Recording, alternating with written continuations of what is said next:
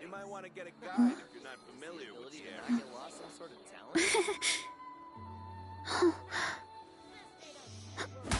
With the mixing process, if you don't keep your voice.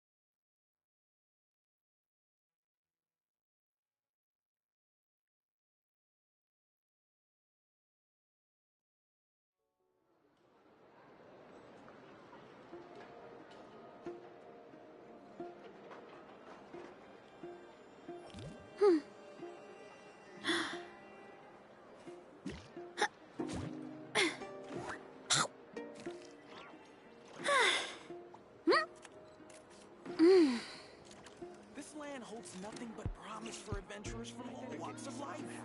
Wouldn't you agree? All right.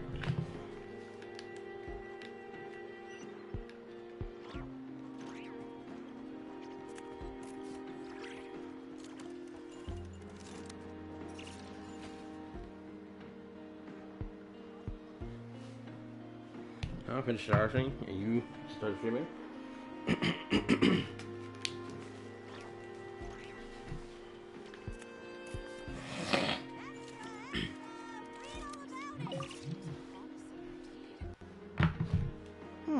This should just about do it.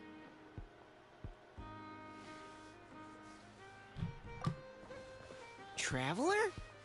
Hello? I didn't think I'd run into you here. Right. I should have realized. Master Jean told me you'd be here. We just didn't know when you'd arrive. I didn't expect to run into you as soon as I set foot in NODKRAI. Yes, the Grandmaster sent you a letter, didn't he? He also sent one back to Mondstadt, telling us all about how you were doing. Of course, all the knights back home are still figuring out how to support you. But the Grandmaster wrote that we shouldn't be hasty and that he already had everything in hand.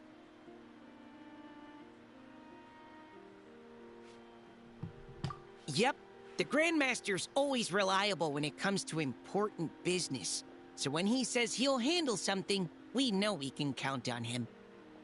But of course, if you run into any trouble, remember that the knights will always be there to help you. Feel free to come look for us whenever. After all, you're our honorary knight, a valued member of our order. That's what Master Jean told me to tell you when I departed from Mondstadt. Huh? Give me a moment. I didn't bring any sweet madame with me, but I do happen to have a bottle of our best cider. Captain Kaya asked me to bring it along. He knew you'd miss it. Guess he was right. Of course that nigga knew. I swear, I can't wait till we get to the point in the story where Kaya gets outed for either being an Abyss Order member or whatever. I need to see that. On some real genuine-ish. Give me a second. And I just ordered my pizza. Okay, I need a minute. I put it in my backpack and wrapped it in clothes. Oh, here it is. Go on. Have a taste.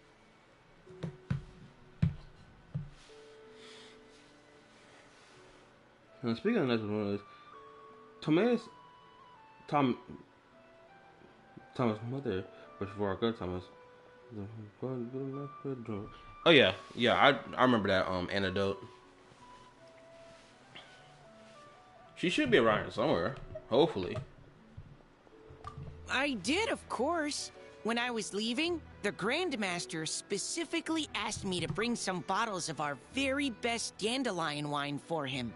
I'm not gonna lie, I love the voice acting for characters like this. And what I mean by that is that you hear the sound of his voice. He got this like real squishy,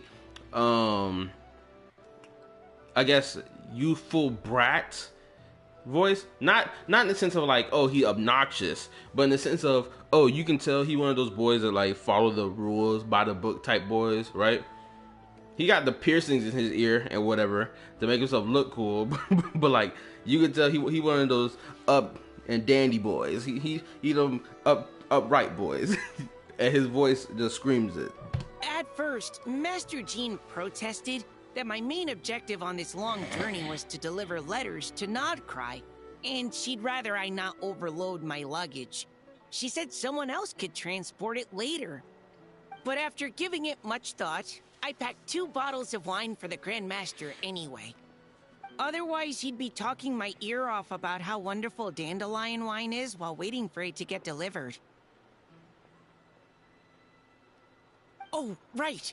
If you crave fresh sweet madames and steak, do come back and visit the Knights of Favonius' headquarters when you're free. That was what Amber wanted me to tell you. And that's all the messages I have for you. I should get going. Farewell, honorary knight.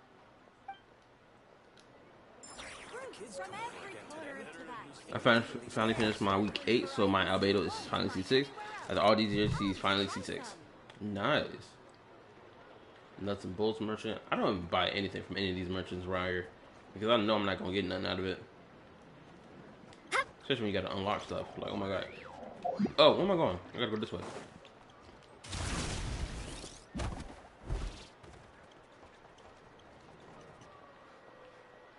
Alright, time to finish the story.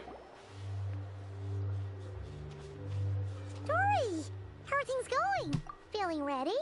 And after I finish this story, I am going to tear that video apart that I found randomly as I was scrolling through YouTube last night after I finished the stream. I'm tearing that video apart. Cause off rip, it was already on some BS. Oh, I was born ready. We only have 2 days. You think Lord Sangamabe would let an opportunity like this slip by? And I'll explain a little bit about that video. Okay, so Homeboy made a point saying, what was the point of us learning about Nefer's story quest when Nefer's story quest had no direct tie to the main story for NODKRAI? My first response was, one, her character story being revealed to us was not some thing to show it having a direct connection to the plot of what's happening right then and there. Because I'm gonna be honest, I don't even remember what the freak Flynn's whole character story was about and what direct connection it had to the main plot. I'm not gonna lie, I don't remember what it was.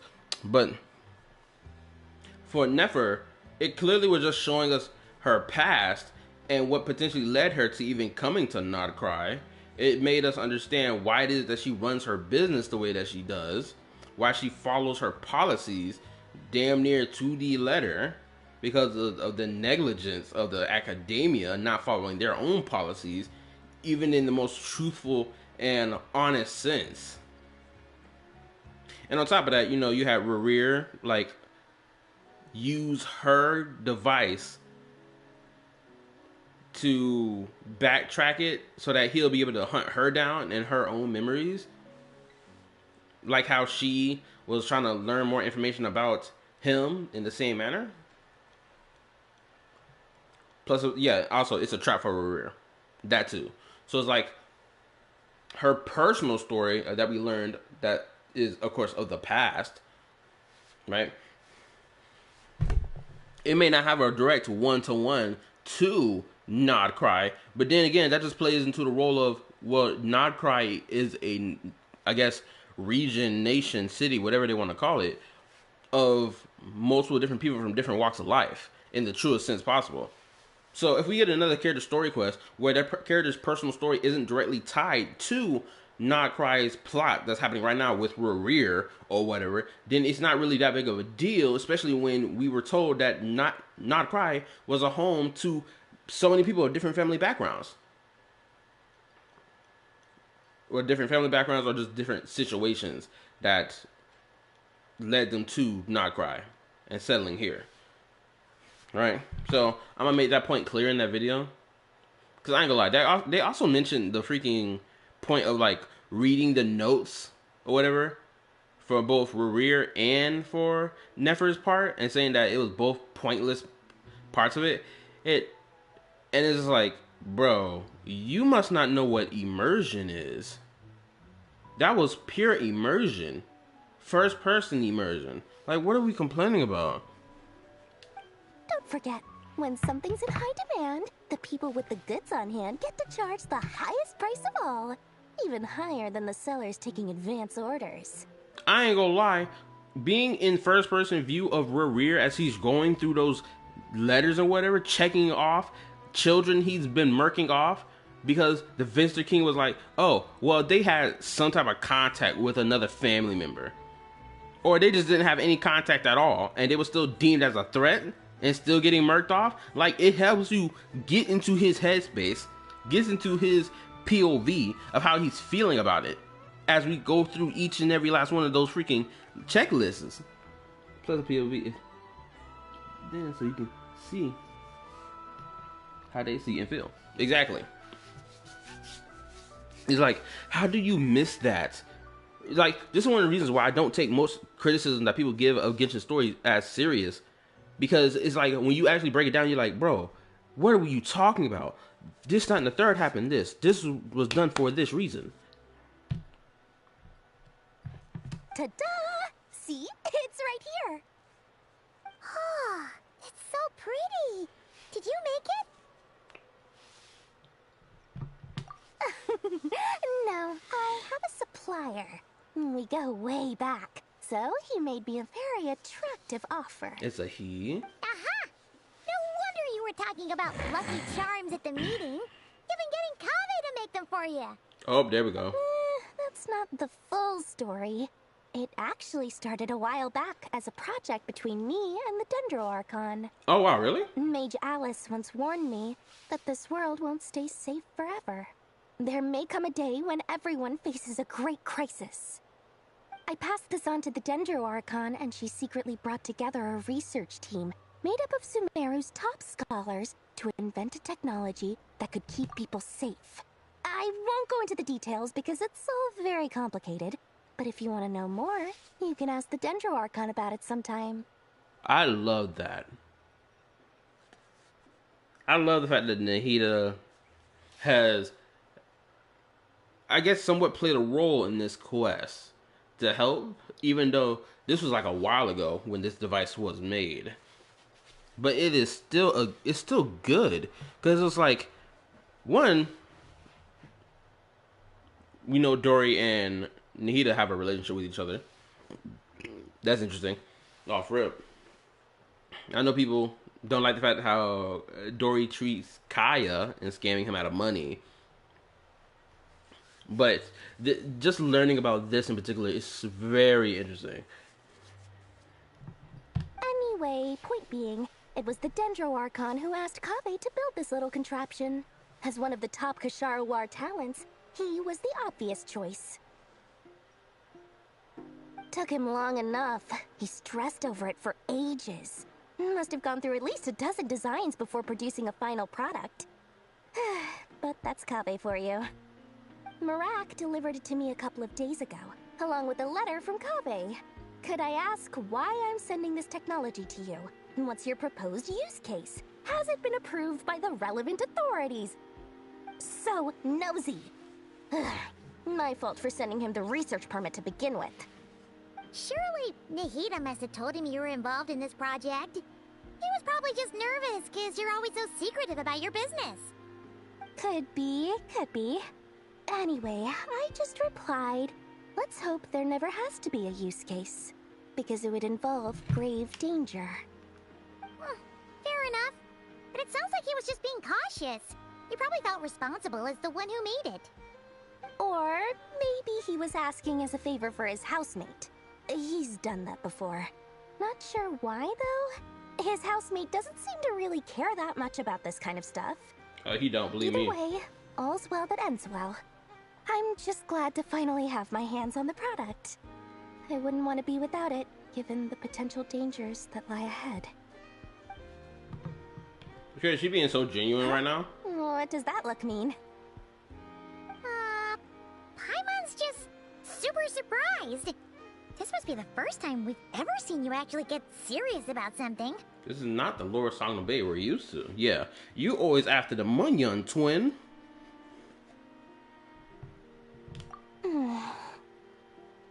Well, a long time ago, I made a promise to myself. I promised that I was gonna live every day of my life with a big beaming smile. Obviously, Mora plays a big part in that. But there are always gonna be times in life when you have to give something back. That could mean paying back a debt, returning a favor, or showing some kindness. That's some true shit right there. Alice has been a huge help to me over the years. She was the first investor I ever had. And I want my investors to know that Lord Sangamabe is the best in the business. And more than that, no one knows what the future will bring. Whatever happens, I want to make sure the Dendro Archon and all of Sumeru is prepared to face whatever comes. So back to the pendant. You never intended to ask for it back, did you? Oh, that? I was just making sure Nefer and I are square. Don't be thinking it was some sort of benevolent act. I'm no saint, so don't treat me like something I'm not. My priority is doing the business that I want to do. So long as my conscience lets me, but it usually does. That's the Lord Sangamabe business model. Alright, if you say so. I do say so, and that's the whole point. I'm a businesswoman. Don't go trying to figure out what kind of person I am. You'll exhaust yourself. Much easier for everyone involved if you just take my word for it. I ain't gonna lie. Every time she keeps doing this pouty pose of throwing her arms back as she's pushing forward, it's just so adorable. It's like, girl, stop it. It's so freaking adorable. Can't take half the shit you say serious in the first place. But I really like the fact that Dory's character is actually being expanded on.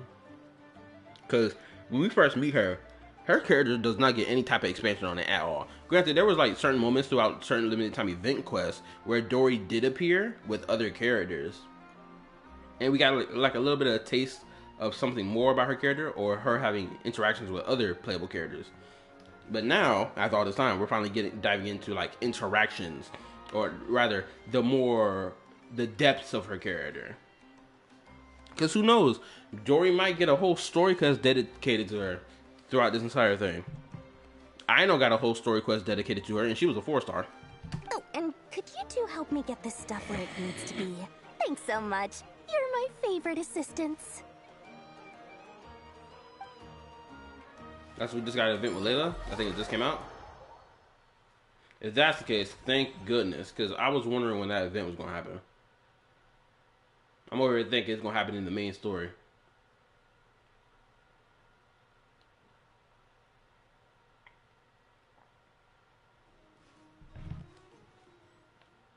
Which, let me take a look at it right now. Yep, here we go. Without a shadow of a doubt. I believe that this whole thing with Layla is about to reveal something crazy, which is why I'm going to play it when I have the time. This got 16 days left. After I finish the main story for this, naturally and obviously, I still got Zenless to play when it comes down to their limited time events, especially story related ones. And then Genshin gonna be next, and then of course I got Star Rail main story content to play. Yo, what's up? This is the first time being here? Sorry, I don't know how to pronounce your name. Oh, my DoorDash is on the way.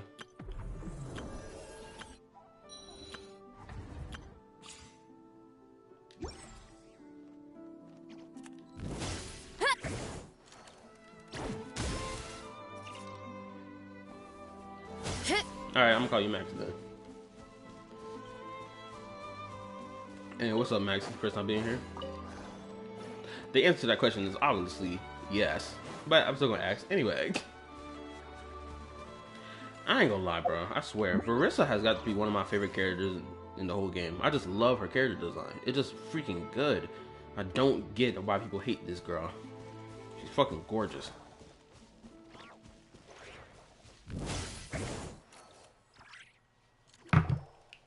I gotta make my Genshin tier list soon. How I'm liking the story so far? I'm Traveler, invested. Paimon, it's good to see you. I'm 100% invested because I know I had two friends telling me that there was like they were a little iffy on the like storytelling that happened in the latter half of the story for 6.1, and I was like, okay, let me get a taste of that. That was like a week or two ago when we had that conversation. But now as I'm playing it throughout this entire week, and even like last week technically, because I played Act 3 last week, I've just been invested all the way through. Genuinely. Like, even with Nefer's part, I never felt bored of it at all. I was genuinely invested in her story. And I understood what was going on, what parallels they were making to her character as of right now in the current day versus what it was in the past. So it's like, I don't get the problem with Nefer's part of the story. I personally just don't get it. They immerse you in it with true immersion from first person view, all the other dandy stuff. But nonetheless, I'm invested to just be as frank as possible. I'm invested. I want to see more. Everything going smoothly over here? Sort of. As you're probably aware, Varka, Durin, and I captured some abyssal creatures from the Wild Hunt. Per the plan, we dissected and analyzed some samples of these creatures. The process went very smoothly. The findings, however, come with some troubling implications. Also, does Albedo look like his eyes are too far apart from his face? He got like a big gap of space where his eyes are, and it feels like his eyes have been pushed to the side of his head. Am I the only person seeing that, or am I tripping? What? You can actually dissect the Wild Hunt? That depends on your definition of Wild Hunt and dissection. Harmless, lifeless. These words are accurate descriptions. Man, you can totally see the polish between Albedo and Durin when you look at their faces. Durin got so much more polish. And it's blatantly noticeable. Yeah. I can't wait for them to update on these models. Peak incoming? Nice. The Wild Hunt is an interesting phenomenon. In and of itself, it doesn't seem to possess anything akin to a human personality.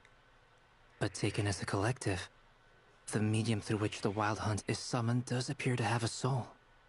Master griped a lot about the wise Horoptatyr, and seemed somewhat fascinated with the Faustsert Elegy. But she barely mentioned Rerir at all. I don't think that was because of his lower social standing, though. Anyway, it's a pity. I should like to hear her thoughts on the nature of the lifeform he has become today. It's a strange mix. The furious energy of an abyssal being channeled through a fractured physical existence. A consequence of being torn apart by an unknown power. Perhaps the only explanation for his survival in this state is that he sacrificed a degree of individuality in exchange for a continued existence. Oh, sorry. Once I get talking about interesting research, I have a tendency to go on indefinitely. AKA, you're a yapper. Don't worry about it, Twit. I understand. Take a look at my hour-long reactions, for prime example. Oh, bad. Oh, yeah, let me take a look at it. Their character design, according to WoW players, is trash and boring. They just hate it. These niggas are corny, bro. I swear to God. The bots of the WoW community are so freaking corny. If they really want to play that game, I can look at every version 1 character and sit here and say how boring they look. Don't get me started on Camilla. One of the worst characters in that whole game. Not even combat-wise, but her character writing is trash. Her character design is like, it's like a 5 out of 10 in my honest God opinion. And this is not me rage baiting right now. I'm being dead serious when I say this. Her character design ain't really that much to talk about. It's cool, right? It's popping, right? But it's just like meh to me. But it's like these niggas. Oh my goodness, don't even get me started on WoW niggas. I swear I despise the bots. I swear I do. Yeah. Plus, Albedo is an old model, which is why his eyes are like that. I don't know why people have so much hatred towards Genshin, ignoring other. Well, I did skip her laughing face. It's pure as this. Oh, the bots of the WoW community are legitly ex-Genshin players. Or just ex-Hoyoverse players as a whole. Then, these niggas hop ship, praise their new god that they worship, suck said new god's dick, and then, when their new god start doing the same things that their old god did, they ignore it, hand wave it, say, oh, it's not an issue, oh, it's not a problem, while simultaneously getting on the ass of their old god for doing the very things that their new god is doing. Team building archetypes that want specific units on it. Releasing the best support for said new DPS that came out a month prior. Or 2 months prior. Phoebe, Zanny, Carthathea, Shakona. Now we have homegirl Ricia that's coming out. Ricia, Ricia, however you pronounce homegirl's name. Without a shadow of a doubt, she is going to be a best in slot for whatever new DPS is coming in version 3 of WoW. Best in believe. Because I'm pretty sure she's a sub DPS / support. Back to our research findings. Essentially, they confirm my hypothesis. Rerir's corpse is completely contaminated by the Abyss, and the effects are irreversible. You could think of this as Rerir in mutated form. But in my view, even that would be inaccurate. In reality, his whole being has been consumed by the Abyss. In other words, he is now nothing more than a manifestation of abyssal power. Oh my effing goodness. I just got a message from my DoorDash. These niggas talking about some, my order was delivered to someone else. Nigga, are you serious? This is one of the reasons why I hate ordering from DoorDash. This is one of the reasons right here. How in the fuck do you sit here and mess that shit up? I understand it's 12 o'clock at night right now. But there's no way in hell you sit here, and this is not even the Dasher, it's the niggas working at the freaking Domino's. How in the hell you gonna grab a pizza and cheese sticks that's meant to be given to the DoorDasher, bro? Come on. Hold up.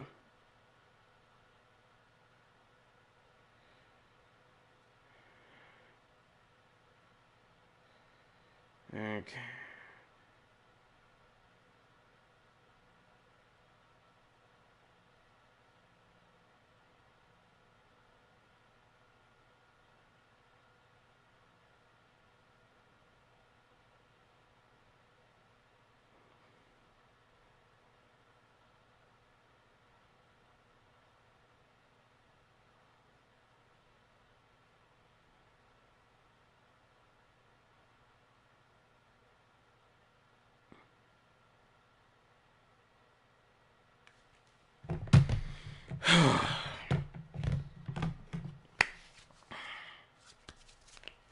It's like, good lord, can niggas not do their job? And they wonder why niggas about to get replaced by fucking AI. It's because of shit like this. Niggas keep messing up at their job, you validate the reason for why niggas about to get replaced by AI every damn day. The most basic, simple shit. Get someone's pizza ready. Oh, it's for DoorDash to pick up? Leave it right there. Put a label on it saying, oh, it's for DoorDash. Oh my god. Thank God I ain't spend no fucking $50 for this pizza on no damn DoorDash. At least it was like $23.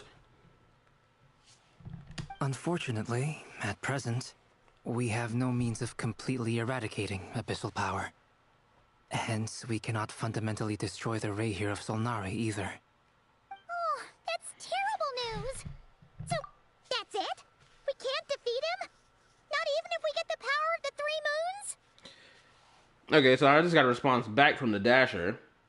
They're telling me, because I asked them, could they tell them to remake my order so that I can get it. They said they can't do that. I have to call, I have to be the one to do that and call the store and whatnot. And I'm not doing all that. It's like, bro, I was fucking hungry. It's like shit like this even kills your hunger. I'm over here growling at the stomach because I freaking slept from like fucking 9 from like 9 to freaking 12, 11:30 and some shit. And it's like, bro, my stomach was growling and all this other shit. Now my stomach not even growling anymore. It's freaking pissed off. Don't worry about it. I'll cancel it and get my refund.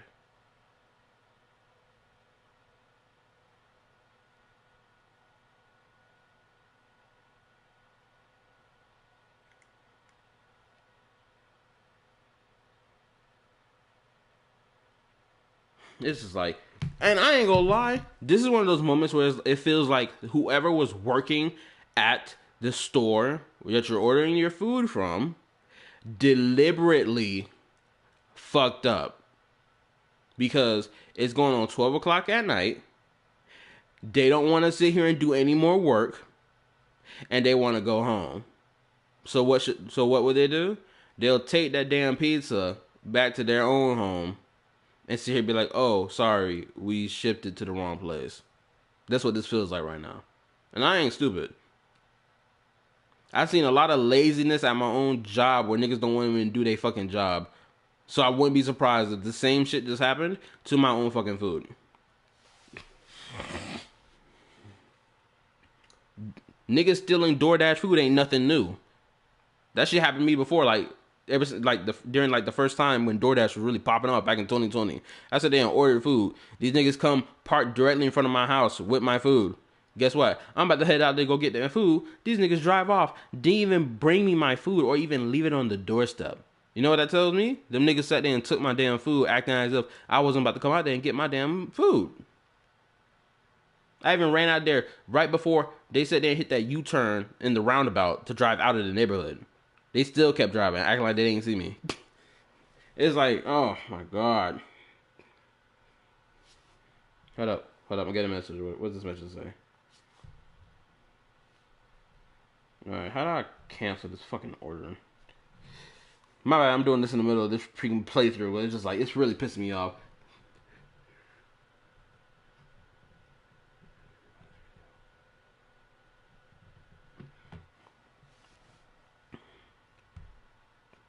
Cancel. Anyway, let's continue. Miss Columbina's situation is a difficult one. She can never achieve wholeness when the world does not accept her presence. It's as if her creator banished her to a place she can never be accepted. It means she spends most of her energy just on her own survival. And because of this freaking bullshit with this fucking DoorDash, I done missed most of this damn conversation. Hold up.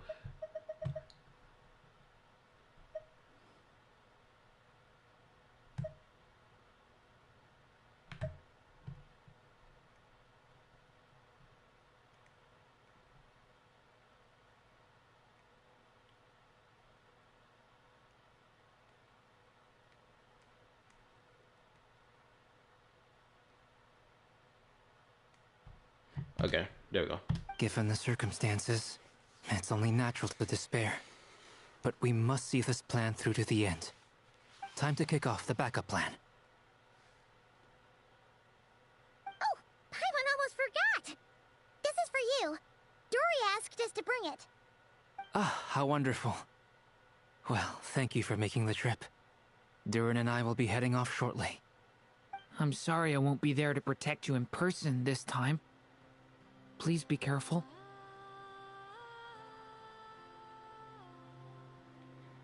I hate when DoorDash don't just give you the fucking option of niggas did not deliver my food to my address. Oh, actually, you know, hold up. Let me go back to that cancel order.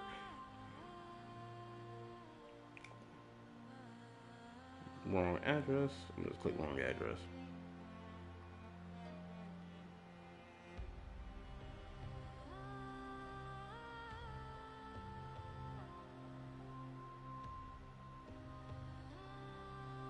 Cancel my damn order and give me back my money on. I worked too hard for this damn money on, for my money on not to be used the way it's supposed to be used, twin. Switch to pick up my ass.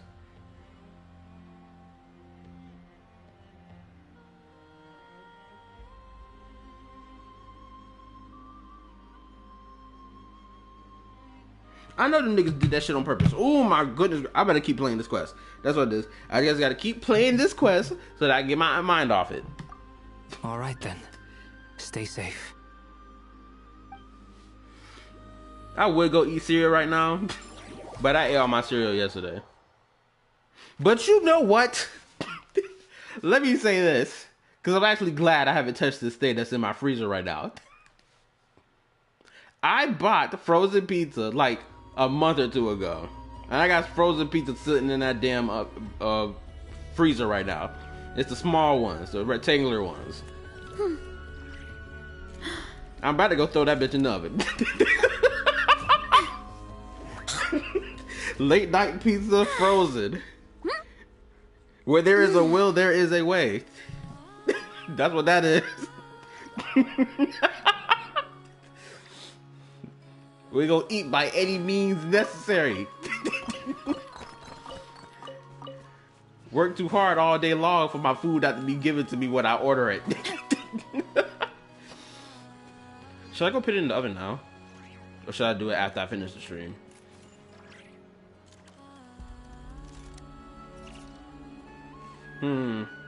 You know what? Let me go put both of them in the oven, because I got two of them. They're two small ones. I'm gonna go put them in the oven right now. Okay, give me a second. BRB.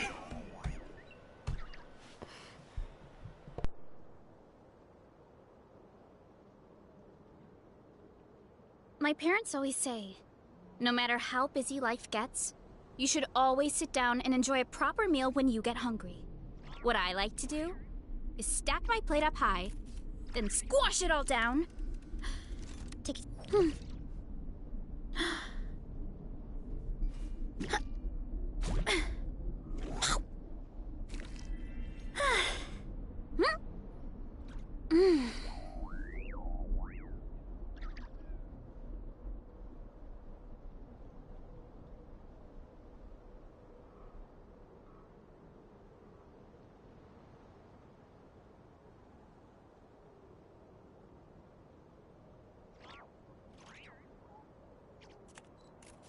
Strength is one of those things where you gotta use it or lose it. So, wanna train with me sometime?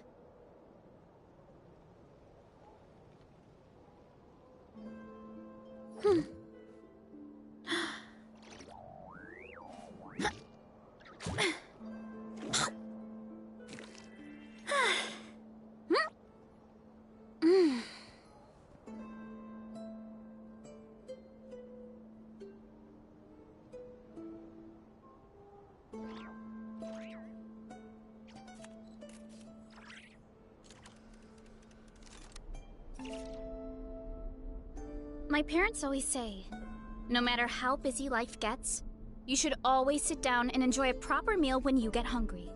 What I like to do is stack my plate up high, then squash it all down.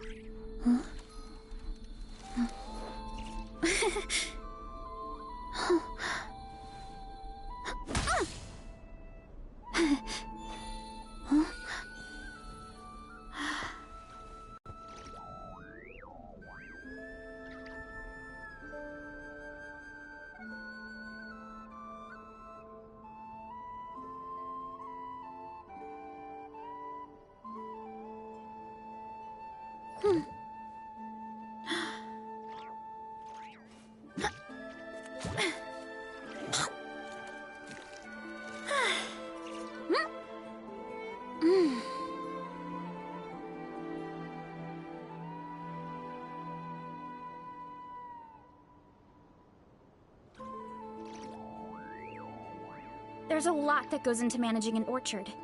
Watering, weeding, fertilizing the soil, making sure the temperature is right.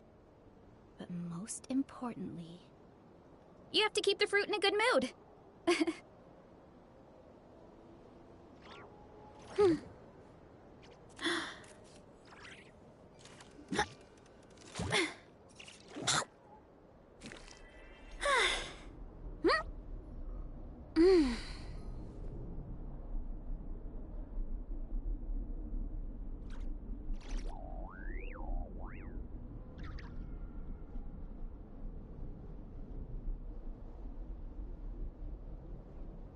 Strength is one of those things where you gotta use it or lose it. So, wanna train with me sometime? Okay, I'm back.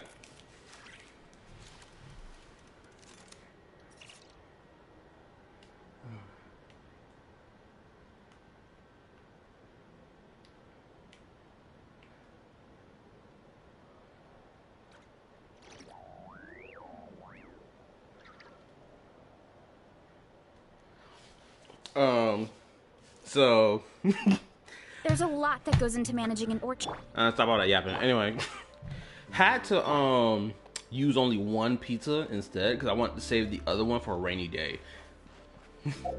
It's like, man, I got two of them sitting here, but I can't waste both of them on one night. I'm gonna eat one, save the other. But right now, the thing I'm snacking on is these cookies I bought from freaking McDonald's earlier today during my lunch break, and I'm drinking this lemonade I made yesterday night.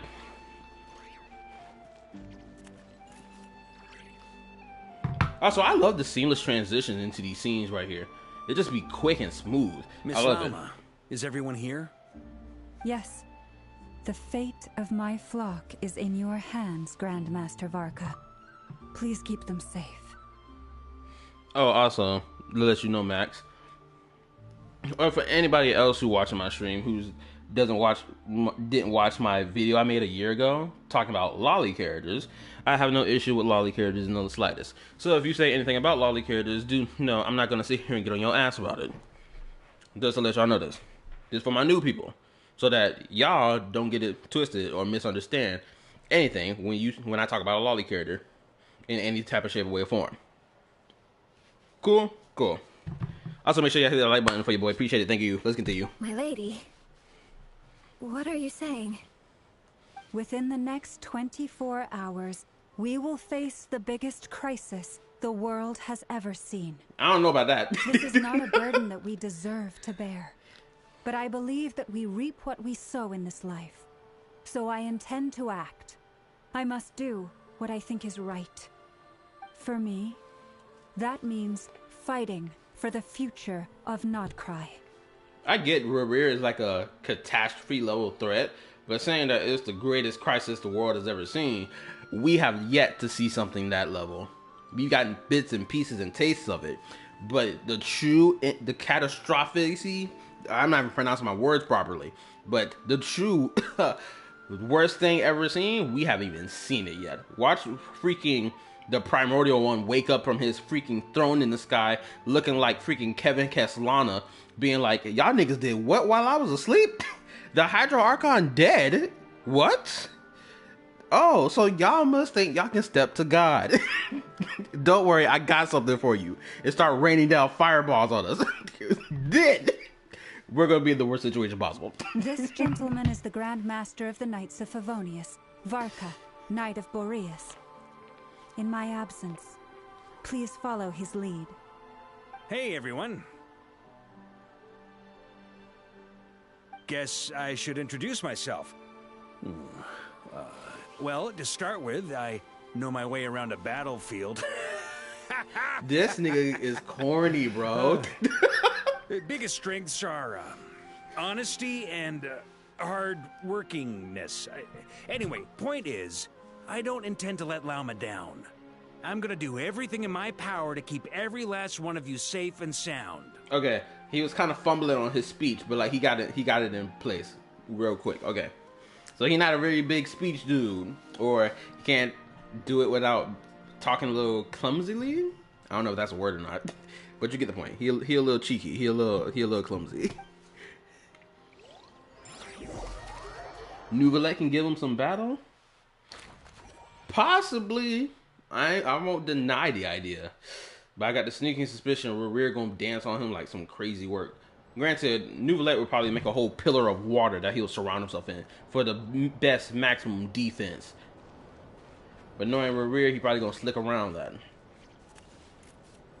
Oh, also, I think another thing that makes me really love Varissa's character design: 1, the long thigh-high sock; 2, the mini skirt; and finally, 3, whatever the crap these spats are, or these, I I don't know what the fuck you even call these that she wearing underneath the skirt. I fold easy to this type of clothing. I do. It's just women dress sexier by default. They can be wearing the most casual clothing and it'll still look sexy to me. I don't know what it is, but they just built different. Amen. Thank God. I couldn't imagine living on this world with a whole bunch of sausage party. No, I need me some clam. Something on your mind? Miss Columbina, was it? I believe that's how the others addressed you. That's right. Names are funny things. Have you always been called Dainsleif? Yes. I take it your own name has a more complicated history. I have a different relationship with names than other people. To be honest, I'm not even sure that Columbina is my name. At least, not in the same way that Dainsleif is yours. Look at this. We're having an amazing character interaction between Columbina and Dainsleif. Something Wuthering Waves fails to do with their own fucking characters because they want to have spectacle and ore farming moments with the main character instead of building their cast. Anyway, let's continue. But it's what everyone calls me, and I go along with it. A lot of my life has been that way. I get so used to things that I forget to question why they are so. I never used to think much about where names come from, or what they mean to people. Maybe something's wrong with me. You're different from other people. I sensed it the first time we met. You're more perceptive than most. I'm sure your long life and rich range of experience explains that. Do you ever find yourself missing Conria, Mr. Dainsleif? Oh, okay. I see what the connection they're making between the two. Okay, I see. Because she been walking from place to place to place. She ain't really found her home for real, but she came back to NODKRAI, in particular the Frostmoon Scions. So, in a similar vein, will Dainsleif do the same thing? Difficult to answer. I have dreamed of the past many, many times. Sometimes I'm fighting tooth and nail. Other times I'm lying on the ground, defeated. I don't recall any happy moments from that time. It has been too long. Is that because hatred survives longer than love and affection? That would not be for me to say. I make no excuses for the grudges I bear. But whatever the reason, I remember little that was beautiful or sentimental. Thank you for your help with the Rerir situation. Without your efforts, I never could have learned the hidden truth of his story. You're welcome. I know he's your friend. Friend? He betrayed me. And I never really understood what he was going through in life. Some friendship, that is. True, but at the same time, we know the reason why. Because he couldn't open up about that. Right? How could he? How can a friend sit here and be honest with you being like, bro, yo, so I kill children for a living? You look at that nigga sideways. Okay. So, do you plan to fight him with us? You see, you're torn. Now you know what really happened. You see the things he's done in a new light. Yeah, absolutely. This nigga Dainsleif said he was gonna spin the block on these niggas, the 5 sinners, when the time comes. But now that he knows the story about Rerir, and it's for context, he can't bring himself to spin that block. I get it, but at the same time, put your foot in that nigga chest for real. Do it anyway. Don't kill him, just beat the snot out of him.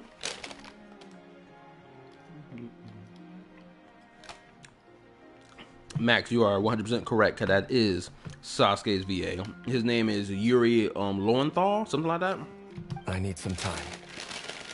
Of course. I completely understand. Anyone else in your position would feel conflicted too. Actually, I went through something similar myself recently. Something happened that changed my perspective on a situation. A situation I took for granted at the time, but now I feel very grateful for it. You mean the Harbingers who still support you, even though you've left the Fatui? Yes. I always thought they were only helping me because Harbingers are forced to work together. But then I abandoned them. A warrant was even put out for my arrest. Also, Yuri Lowenthal, the voice actor for Sasuke, and Dainsleif also voice acts Ben 10, the teenage Ben 10, from Alien Force to Ultimate Alien to finally Omniverse. And even now, they still support me. Which means I was wrong about them all along. Clearly, they view you as a friend. I feel a little guilty now. I regret not seeing her help for what it was, and not treasuring it. I see the guilt that you're feeling now, because I feel it too. Hopefully, talking about it will do us both some good. Have you noticed that the Traveler and Paimon are over there? I think they've been listening. Huh. Shall we say hello? Sure. Hello. Ah! They caught us! Sorry, we were just concerned about you. I apologize for making you worry. No doubt you wish to know where I stand on the plan to take down the Recher of Solnari. I'm afraid I need a little time, but I will seriously consider joining you. Man, I just love the fact that all three of these characters, or rather 4, have direct connections with each other that make it into a nice web that connects. Traveler bouncing off Dainsleif, Dainsleif bouncing off Columbina, Columbina bouncing off Traveler, Traveler bouncing off Paimon, Paimon bouncing off Dainsleif and Columbina to back to Traveler. You will? Oh, thank you so much! Everyone will be so grateful to hear that! They needn't be.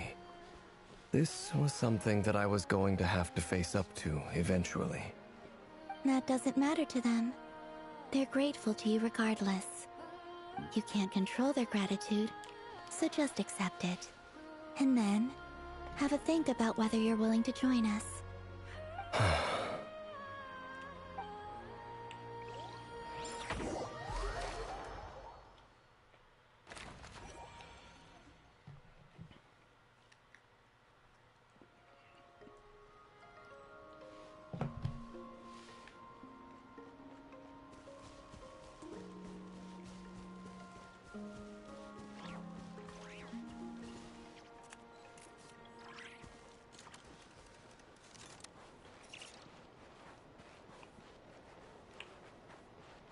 I swear I do Verissa in the dirtiest way in the bedroom. I swear I would. This thick girl just be walking around. You think you can just walk around here all caked up? Booty all out, thighs all out, your body looking right? Think you just walk around here with no consequence? Ah, you're earlier than I expected. Hey, Flint's! Been waiting here long? Not gonna lie. She's good. That's not true. Arlecchino is well built on my count, and my nigga freaking what's his name? Nuvalette. Don't even start with me. Everybody's Skirk is built well too. Specifically, I'm trying to build my DPSs of certain elements. My DPS of each element. That's what I'm trying to do right now. For Dendro, I have Tainari. For Geo, I have that nigga Etel. So I gotta, build them too. Not too long. I came a little early so I'd have some time to think. Are you nervous about the battle? Quite the opposite. I'm reminiscing on my past battles. When I was awakened by the Ratniki, I had not touched a weapon in many years. I felt like the battlefield was not where I belonged. But after waging war against the Wild Hunt for so long, I came to realize something. A life of absolute peace is simply not a possibility for me. And look at this. Flynn's having more fleshing out of his character. Right here, right now, in a quest that's not even his character story quest. My restless flame indicates that somewhere inside of me, there is a deep yearning to root out the evil in this world. Oh, that doesn't sound like such a bad thing. Well, in the past, when I was a Fae whose primary concern was hibernation, it was hardly ideal. But it certainly serves me well here in the present. And I am delighted to be able to join forces with you in this endeavor. Looks like I'm not the first to arrive. Ah, Miss Lauma. Did you sleep okay last night? I struggled to settle down at first because of the nerves. But don't worry. I got enough sleep in the end. I'll be just fine. Boss fight soon. Be ready. Okay, cool. Hopefully my Varissa does her job. Oh shit. I may need to bring a pyro shield. I'm thinking about either bring that nigga Thomas or not Layla, Yenfei. Please, I'm just doing my part. Never! Over here! The goods have been delivered and the backup plan is underway. Aino asked me to relay a message. She said Anefa will be on high alert and keep a close watch over all secondary districts where defense is required, providing support as necessary. Meanwhile, Aino herself will provide range support to us directly, using her latest invention. Excellent. My thanks to all involved. Oh, we about to get started now? This nigga about to break the box. The chest set's looking a little unstable. It won't hold him much longer. We should be prepared to engage at a moment's notice.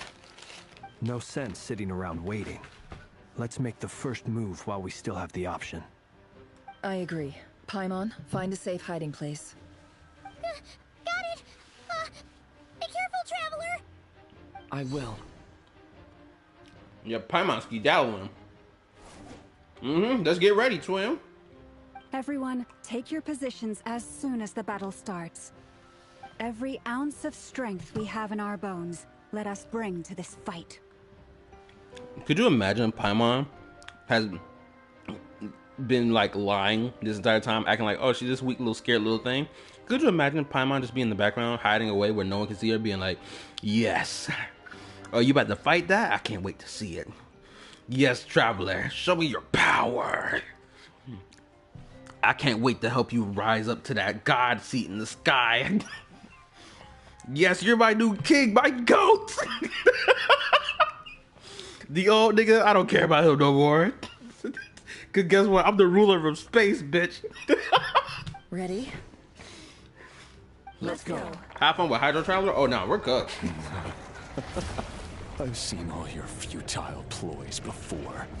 You have become the authors of your own demise. I wouldn't be so sure about that. You are merely a moment of sport before I tear down the moon. I love how you walked up on us. The 2D artwork, oh wow, oh yeah. I'm gonna screenshot this, hopefully on my computer. But this is tough. Then it can switch straight to Hydro mode. I don't know why he do that when Hydro application, but actually Hydro application for Hydro Traveler is like pretty steadfast. Right, but it's just like, it kind of sucks the way it looks. If they done it differently, people wouldn't be really complaining about it as much. That's honest, my honest to God opinion. Even the ultimate should have been updated. Let's be freaking real. Oh my! Stay on your toes. Moonlight betrayed you. Yep, you too. This area. 1, 2.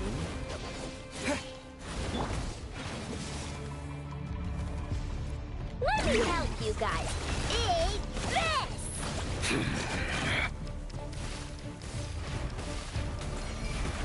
Hunt them down! Leave this place. Water jet. I mean, I guess the Traveler does make a wider shield.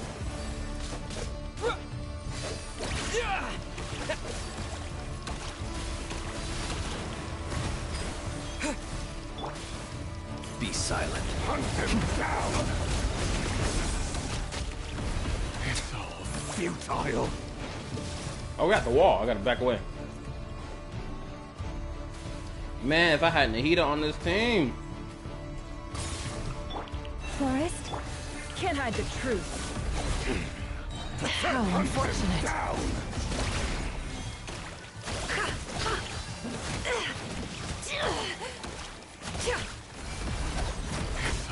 Futile. Hunt him down! The mystery unravels. Moonlight. This bitch ass nigga sit there and dodge the attack. Yeah. Bro, if you don't close your eyes. Pathetic. Hunt him down! The night cometh.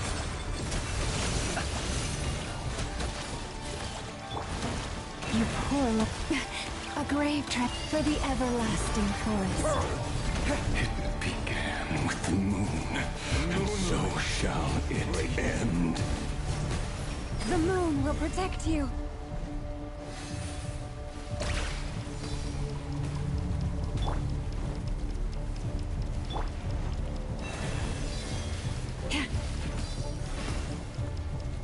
There he is. Yeah.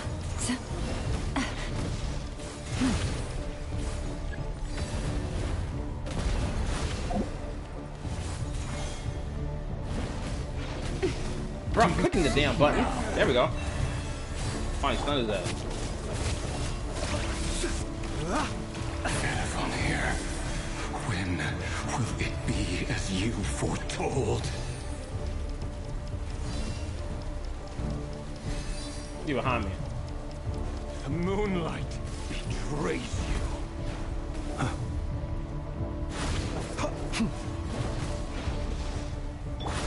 you. It all adds up.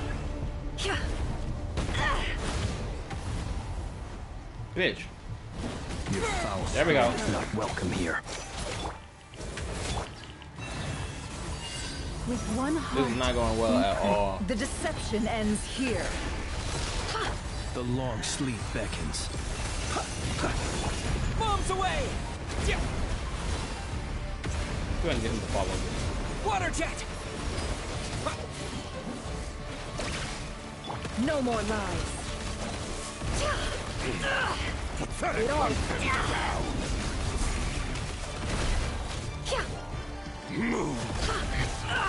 I hate that he keeps doing this counterattack shit. This shit pisses me off. Water jet!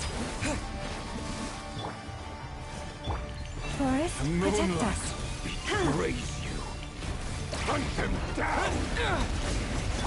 By the frost moon hole. Oh man, this is...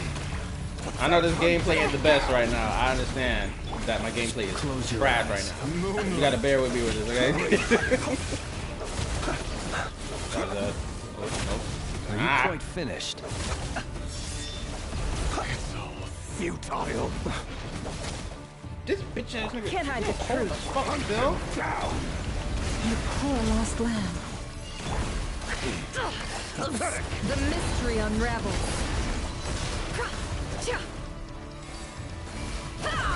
It's all futile. This man is blitz speeding this freaking fight. He is dominating the battlefield right now, and it's going stupid. This nigga got a whole freaking shield and shit. Leave this place. Why the hell did he get a shield? Moonlight. With one heart, we pray. You're just dead. No more lies. You gonna run all over here? Your little game of heroics is over. Who wants to go first? Uh-oh. What are you doing? Get out of my sight! That weapon is crazy. No, we've been separated! Take. You okay? Never! Where are the others? Stuck outside the barrier. I guess he really doesn't like us. He doesn't like us in particular. Before, knowing too much is always a death sentence. Be careful what you wish for.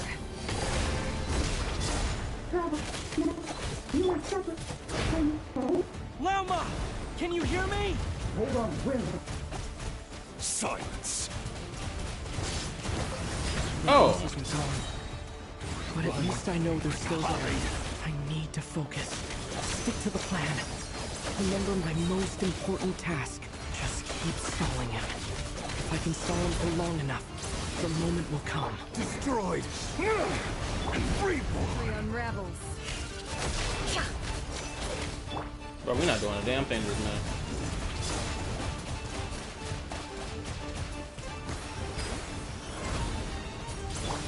What sucks is that she doesn't have. I don't have another Dendro applicator on this freaking team. It all adds up. Seek within.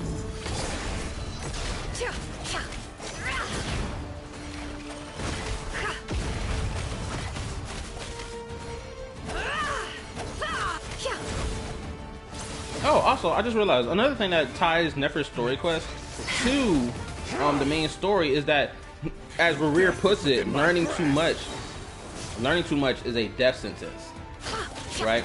Or there's a price to be paid from that, right?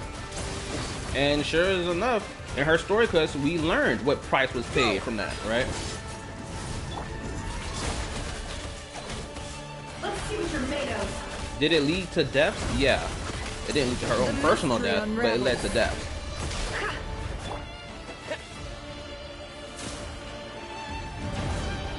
Oh, nah. Oh, gotta grab him. I've got this. Ooh, thank God. Thank goodness they got a barrier for this.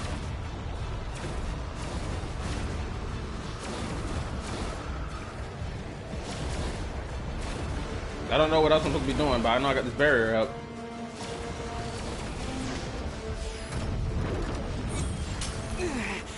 The shield's broken. I can't keep this up. Don't push your luck. You know what's so crazy? I'm gonna say this right now. Hold up. Can I pause this? I can't even pause the fight if I wanted to. But y'all know damn well the Coral bots would look at the Traveler not being able to like put Rerir in the ground by himself and be like, oh, look at this. The Traveler is so weak because they can't beat one of the 5 senators of Conria by themselves. You know damn well they would make those type of arguments. I can already see it. Come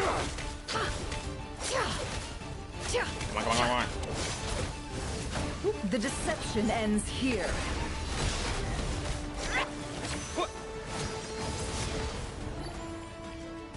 Oh, the Traveler's ability must have activated because this nigga healing himself. And reborn. Go.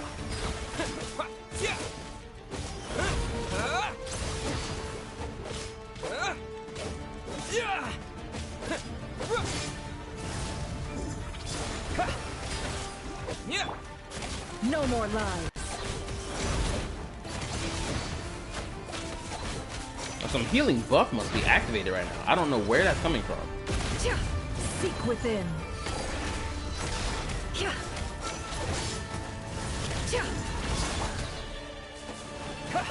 Bombs away. Follow the water. Yep, follow the water. Follow that water. Yeah, come on, come on. Keep following the water, twin. Come on, come on, come on. Damn. I swear, his ultimate should have been had an AoE field that stayed in place instead of moving about. They need to fix that.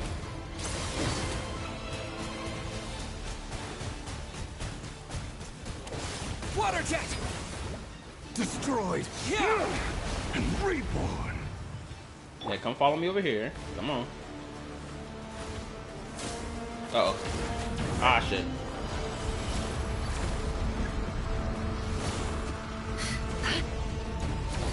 Curses. There's no other way. No other way? Interactivity in the midst of boss fight? Oh my guacamole? He coming in to finish the job.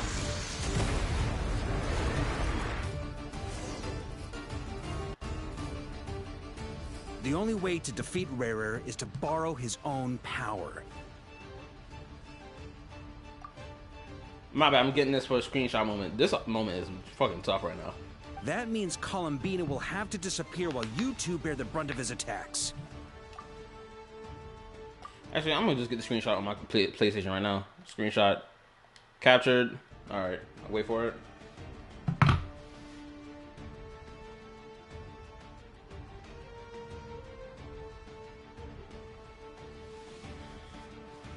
They just love their gathering wives with plot armor.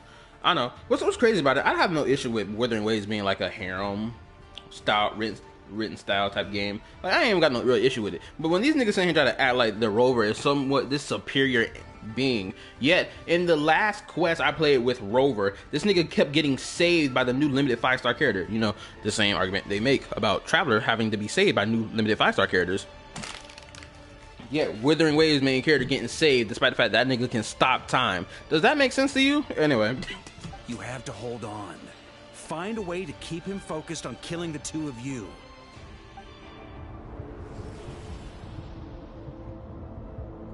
Is this Nefer's point of view? Nefer, your eyes are bleeding. Oh, damn. Soon you will be powerless to resist.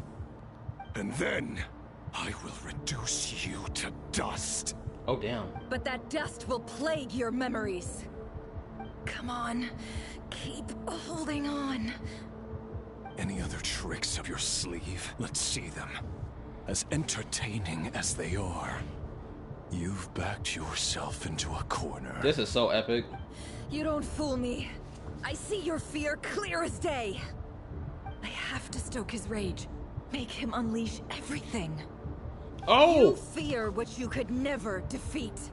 You fear the thought of never being able to save your beloved. I just realized what the fuck going on the screen. This is supposed to this whole red mist around the screen is supposed to represent her eyes bleeding, which is why you have these streaks of red going down it. Okay, see, this is immersive storytelling. It's putting you in their point of view. It's immaculate. You cannot win the fight against fate, Rerir. Is that what you think? Well, now it's your turn to feel afraid. Cussing time? You fear the sound of your own name? Is it us you hate? Or is it what you've become? Let's see what becomes of you!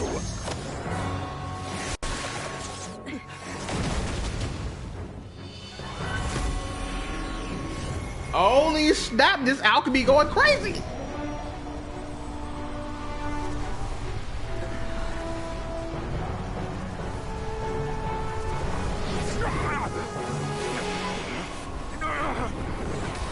What's happening? That power. I've seen it before. So he knows what this is. Oh, Durin in this too? His power is on another level. We'll need to use an alchemical array to convert his power into a usable form.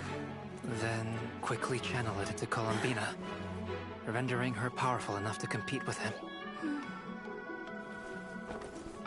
I'll join you. I can help.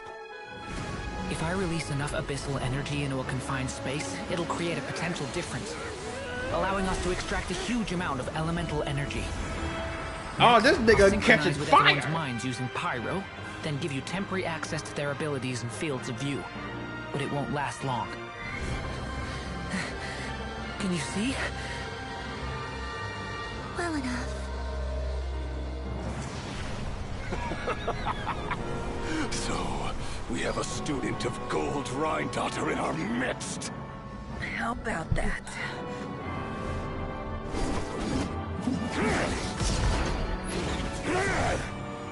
This nigga's still going in. Move out the way, twin! Oh, she charging in.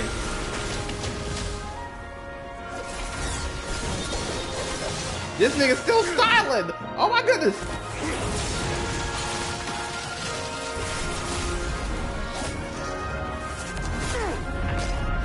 He kicked it. Oh my goodness, this fight is tough.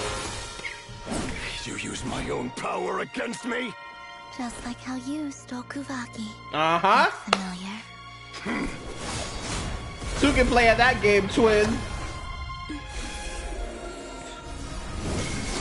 This cheek snatcher ain't winning today. Oh, she got you binded up, man.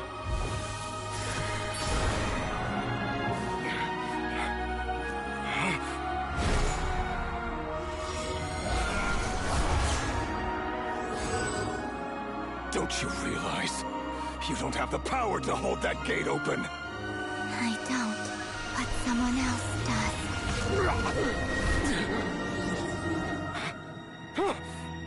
Goodbye, Rerir.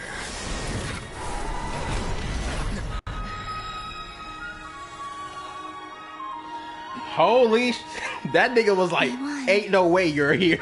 He was like, yeah, twin, goodbye. I feel like that's not the last time we've seen of him, though. Sometimes you gotta pitch a twin in a coffin for real. Pack him up, send him to God. Get out of here. I ain't gonna lie, this whole quest has been epic. I don't see the issue with this quest at all. Act 4 has been epic. It's been intriguing, it's been engaging all the way through. Objectively speaking.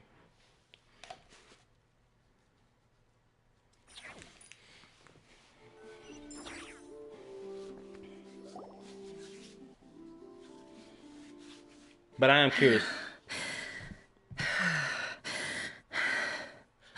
Ooh, I love this. I love the fact that they're keeping like the dried up blood streaks on her eyes. Because with Llama bleeds like what? Silver blood. This is the first time we actually see like red blood dripping off of a character, right? Nefer, how are your eyes? Look at that, the Traveler making a different facial expression. You know, the thing Wuwa players and Wuwa CCs claim that Genshin Impact doesn't do, aka changing facial expressions.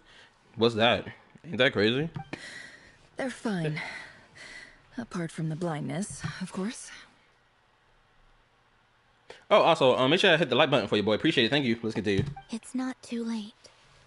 Let me handle it.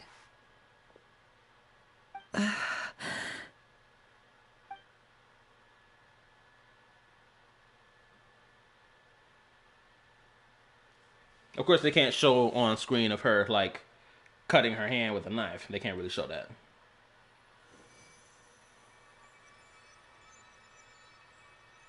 Miss Nefer, it's not like you to lose your composure.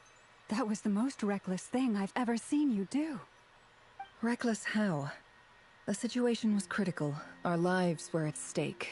We had to do something. Even so. Okay. I guess you're right.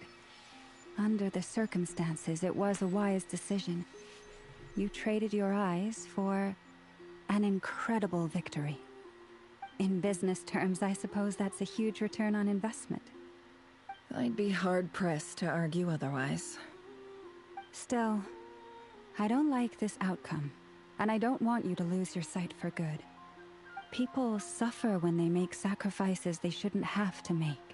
Whether that means faith, strength, or in this case, your ability to even see. And this ties directly to her past and her character story quest, or the little bit that we got, right? Where was she willing to trade? Shit that she claimed didn't have value, but did. Stuff like that. I had hoped you could win without sacrificing so much as a single hair on your head. Thank you. Really. All done. Don't try and open your eyes just yet. We'll see how you're doing in a couple of days. Until then, please follow your recovery plan to the letter. Yehoda about to get some crazy overtime. Now that policy Nefer put in place for things she's too lazy to do, I don't know if this counts underneath that policy, because she's blind, essentially, until these eyes recover, right? So hopefully this does fall underneath that policy she made, because like Yehoda really needs to come help this girl on some real shit. And you remember what she said? She said, God forbid anything happens to Yehoda. Well, guess what? Yehoda, her servant, needs to go over here and come help her. I'll send full details through Yehoda. For now, just get yourself home relax, and rest. My dear friends, we have fought bravely and achieved a spectacular victory. A dark cloud has been lifted from the skies of NODKRAI. All in this land will be grateful for what you have done. I'm gonna say this right now. They sit here talking like this over. That nigga Rerear, we know what type of individual he is. Wherever he went into that place before, and then for some reason his body was fragmented after he came out of that place. So however he got out the first time, he gonna get out of there again. The moon will remember this day. Thank you both. Yeah, I've been finished the Narts and Quartz story. The Narts and Quartz story. I've been finished that. Trying to get the screenshot.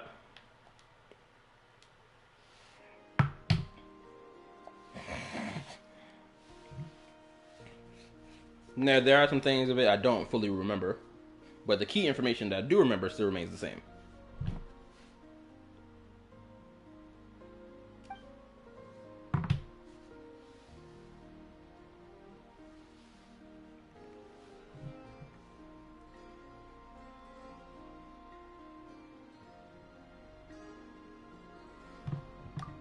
Wait, deciding the first navigating the road with the eyes closed is one. There's a new one for you. She proceeds cautiously. Silhouette disappears into the distance. You notice she seems almost smug. There's something I want to let you know. What is it? When Durin connected everyone's minds so I could access their powers, I also felt everything they felt. And since Nefer's eyes were injured, my eyes are hurting now too. You don't even use them. Hold on. Let me try. I only feel the pain. There's no actual damage. I just thought I should tell you. You're right. There's no damage. That's a relief. Also, there's something about Columbina that I've realized. Well, I've long since realized ever since we first saw her till now. And I don't mean when we first saw her in that teaser trailer all them years ago. I'm talking about like when we got to NODKRAI. Columbina got such little sister energy to her that it's ridiculous, right? She feels like she's somebody's little sister. Genuinely. Especially when you put her next to Llama, she looks like the little sister. But she's the one that gets praised and worshipped in comparison. Right? But I must say, I'm surprised to hear the Kutar share something like this with me. In the past, you never used to open up about yourself. Things are a little different now from how they were. I'm learning to share how I truly feel with my friends. Friends? You have no idea how glad I am to hear that.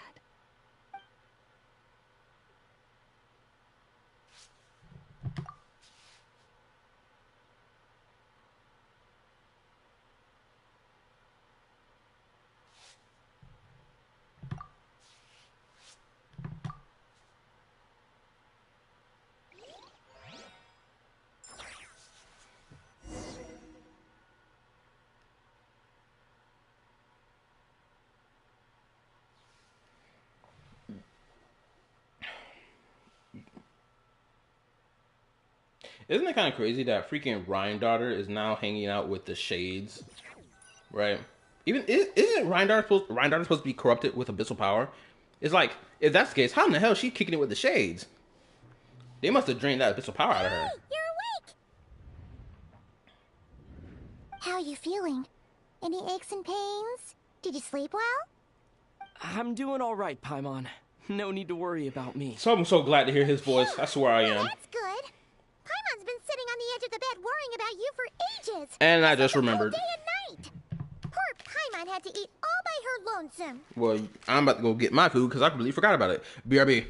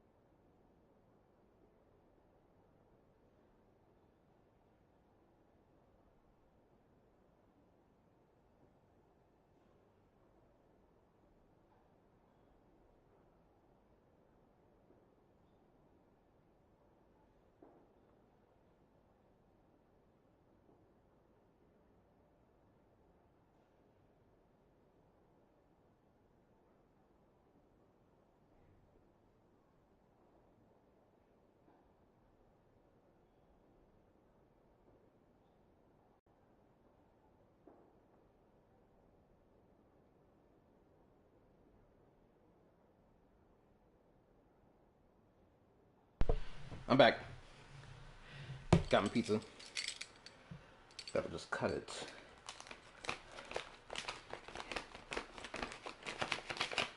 But I'm not gonna eat it right now because, one, my body ain't that hungry right now. Because I lost a bit of my hunger with that bullshit from earlier. Glad to hear you didn't starve. How was the food? Well, it wasn't the same without you there to share it. Honestly, Paimon just can't relax when you're not your usual self. She couldn't enjoy the food and settle down to sleep. Well, I'm back to normal now. Oh yeah, and Albedo swung by earlier. He said to tell you to head to the tavern when you woke up. Barker and the others are organizing a victory feast and they want to celebrate with you. He also dropped off some medical supplies, but you seem fit as a fiddle, so guess you won't be needing those. If you're feeling up to it, let's head over now. Wouldn't want to keep them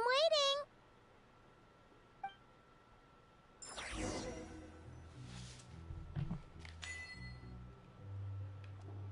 Before the moons fall.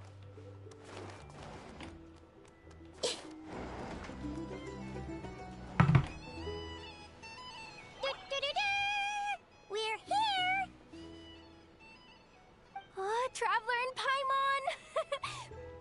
Perfect timing! We were literally just saying how there's no way we're holding this victory feast without you any longer, and we would have postponed it till tomorrow. How are you feeling today? Much better. Thanks. Don't worry about me. Relieved to hear it. If that changes, just let me know. Happy to check you over at any time. Yep, we're here for you. Anything you need, just let us know. I love Duran, I swear. This dude, it's so crazy that his evolution was freaking NPC monster, or boss fight, rather, to NPC, noteworthy NPC, mind you, to playable character. Such a great evolution. Immaculate evolution. Hold up, let me put my shirt on. It's freaking freezing in here. But that's why I get for freaking turning the air down so much.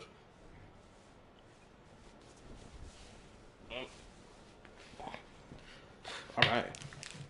Oh wait, where's Nipper? How are her eyes doing? Nefer's right over there. I'm sure she'd love to catch up with you. Also, I love Duran's voice. He got a good voice.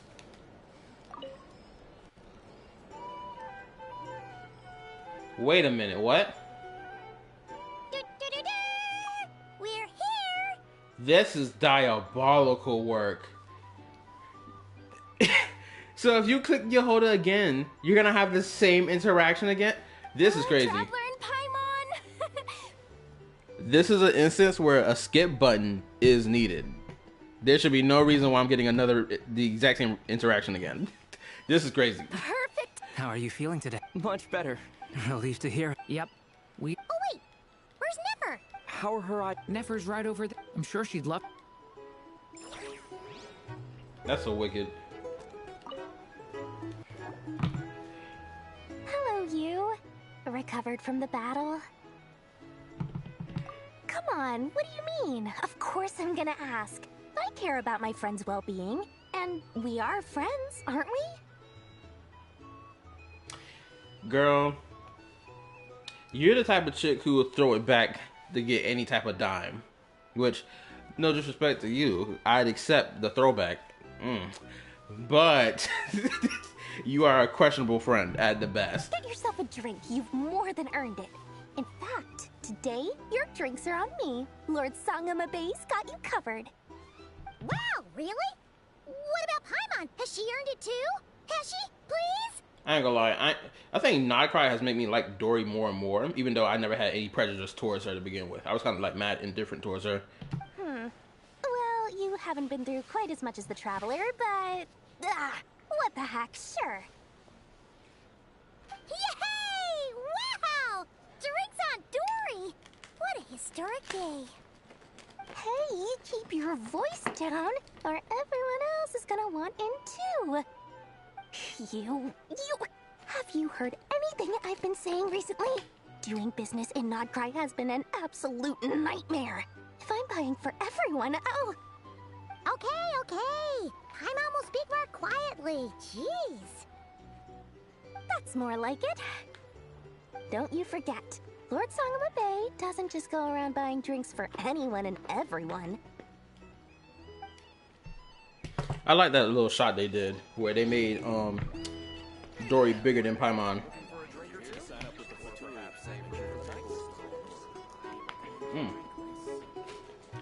But this frozen pizza tasting better than the damn Domino's pizza I ordered.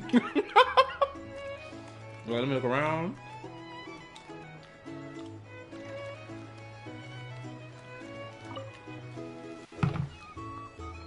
I thought of 1,000 ways to congratulate you, but now you're here, words are failing me. The honorary knight stuns them speechless once again. Well said. The honorary knight showed us all how it's done.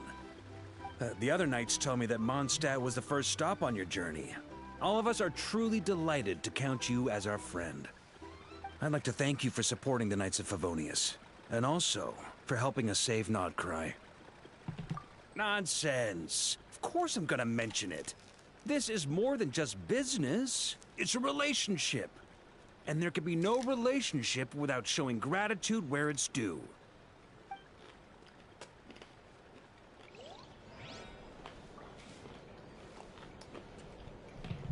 I'm gonna make a video saying how Genshin Impact saved my life. Well, for starters, I recommend you drink less. I see you've recovered. You bet. Snooze his way to a full recovery. Glad to hear it. A healthy body is paramount.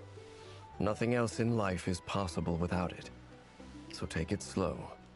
You can't afford an injury. Paimon too! You really saved the day when you swooped in to open that gateway.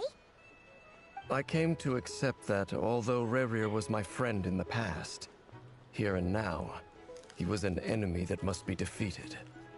Though I will never fully understand what happened between us, I could not let this crisis deepen any further. We fought a very necessary battle, and you played your part admirably. Yeah! And if you ever need to talk, just remember, we're always here. I'll do that.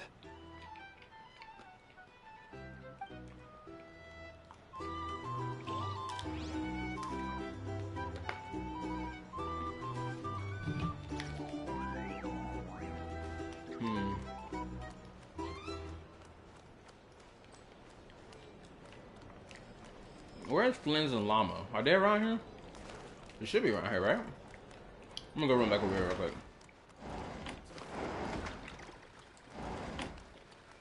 Here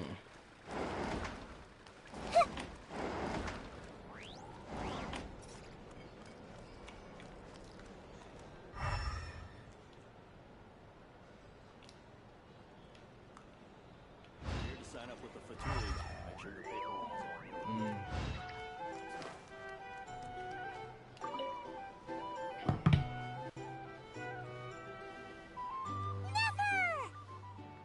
Traveler, Paimon, are you recovering well? Turns out that moon chanter has some real talent after all. My eyes were mostly recovered after just a couple days rest. I can actually open them again now. Yeah, but you gotta be careful. Lauma says not to strain your eyes while they're still healing. Yes, thank you. I'm well aware. Yehoda, could I borrow you for a moment? I could do with an extra pair of hands. Oh, sure. Coming.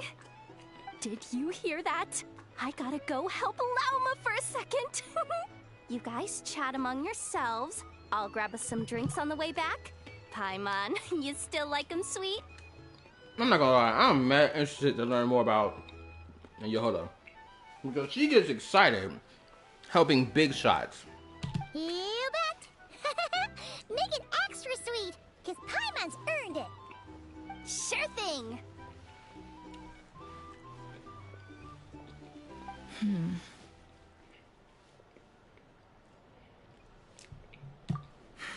The Raker of Solnari. Kind of a snake, don't you think? More like a wolf in my mind. No, definitely a snake. A poisonous one who spewed his venomous hatred everywhere. Anyone who seeks revenge out of hatred for other people has become a snake. That's something my dad used to say. I guess you didn't like seeing people go down the path of vengeance. Perhaps. I'm sure it sounds like a very wise and open-hearted perspective to your ears. But me? I think hatred is a perfectly justifiable emotion. And I know someone's gonna be like, did she have any character development? Did Nefer ever have any character development? I would say Nefer didn't really need character development. If anything, her character had already been developed. The thing is, we're just learning more about her character. And they're fleshing out of her character. Like this, for example, where she talks about this. I ain't gonna lie, ever since her dad died and her clan or her people got wiped out, and she did what she did to some other two group of people, she has had like this very switch around perspective, completely devoid of how her father went about doing things, right? Any way her father had his line of thinking, she went the opposite route. Or she would add caveats to be like, let's add a little bit of this in there. Which is why she ended up successful where her father did not. What else is left when everything you depended on in life gets stripped away? Something's gotta fuel that drive to keep on living. And you could argue that what she just said just now is a direct tie to the main Archon quest, the main story, in the sense of it connecting to Rear, right? Let's look at your life. I see. If you're worried about me, you can nip that in the bud. I'm not someone who gets stuck in the past. It's just... I suddenly feel like I was wrong to call my father a liar. He was just a fool. That's why the Academia turned their back on him. And why the other tribes ganged up on him. That's true. I did feel some type of way when you referred to your father as a liar.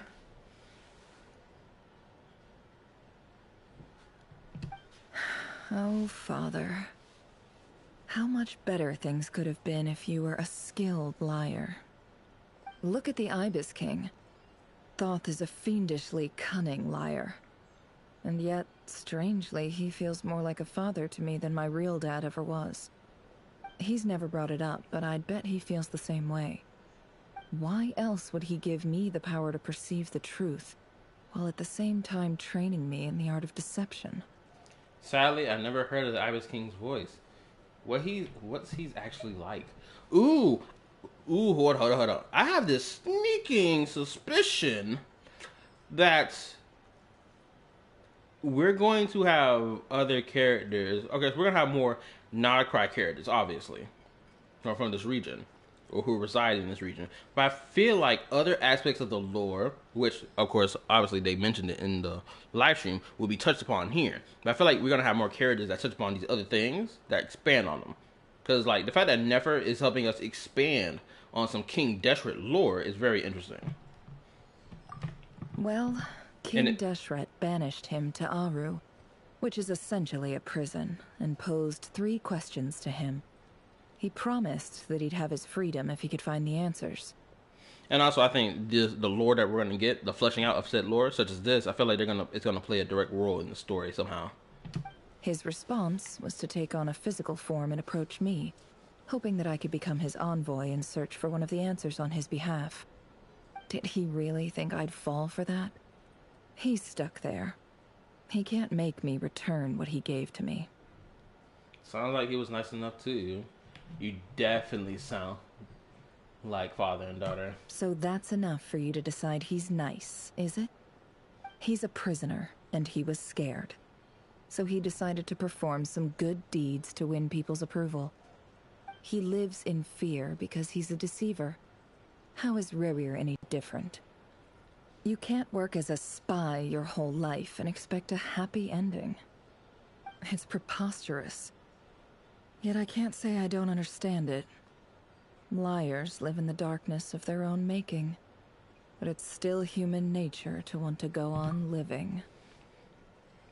As I'm sitting here listening to her talk, I can't help but think back to that damn video where someone was like, Nefer's part was making the argument that Nefer's part of the story had no direct connection to the main plot. When she's sitting here making parallels to herself and Rerir for both being skillful liars. Like, they say that a liar's soul is the most worthless thing in the world. What do you think? Ooh, this is a true decision right here.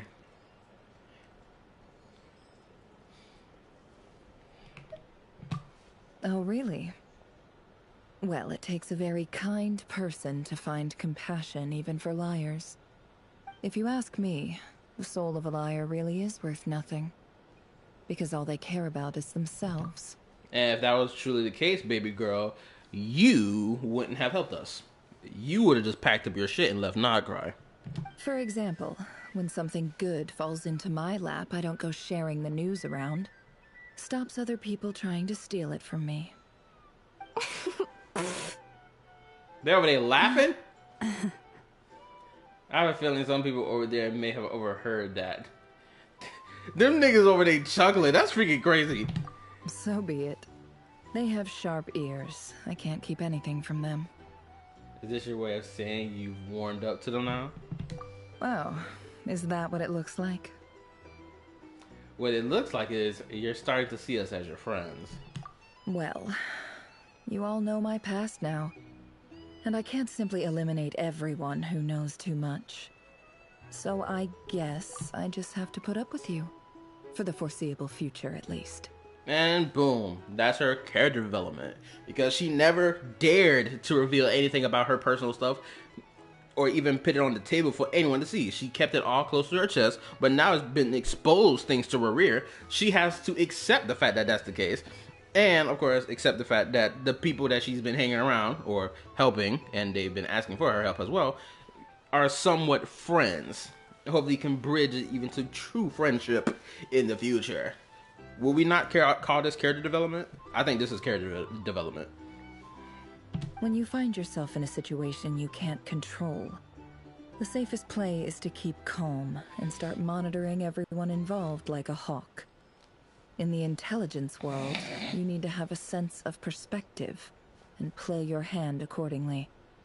If you understand what's at stake, please ensure my secret is safe with you. I trust you'll respect my wishes as a friend. But don't forget, I will also be watching you like a hawk. Sure. Very good. Oh, wait! Now that the panic's over and we've all calmed down, Paimon suddenly remembered something. And what's that, twin? After all that build-up, our mystery ally never showed up even once.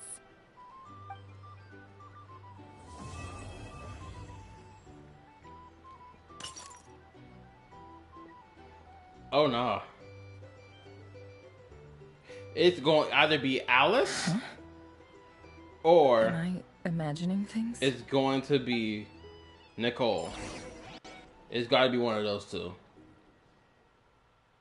Please blow my mind. Please something crazy. Please, for the love of everything. I'm on the edge of my seat right now. Oh my goodness. Make sure you hit that like button, please. Thank you. Appreciate it.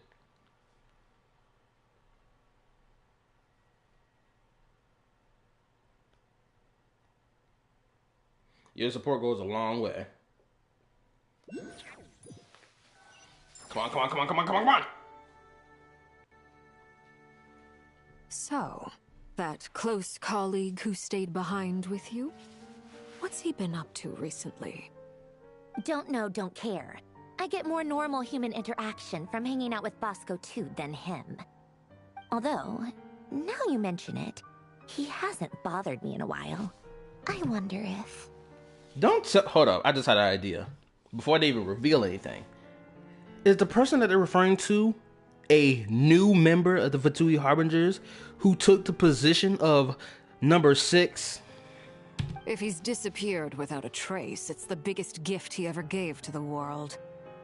But I somehow doubt that's what's going on. He won't lie low forever.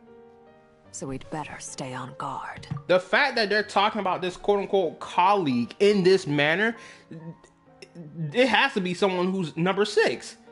There has to be a new member of the Fatui that has taken the position of number 6.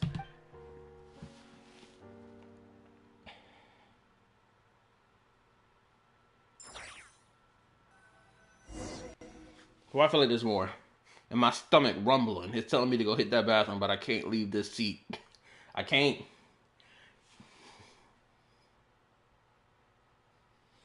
Oh boy. I gotta tough it out. Please, give me more content. No! Oh, this is what everyone's talking about. Okay.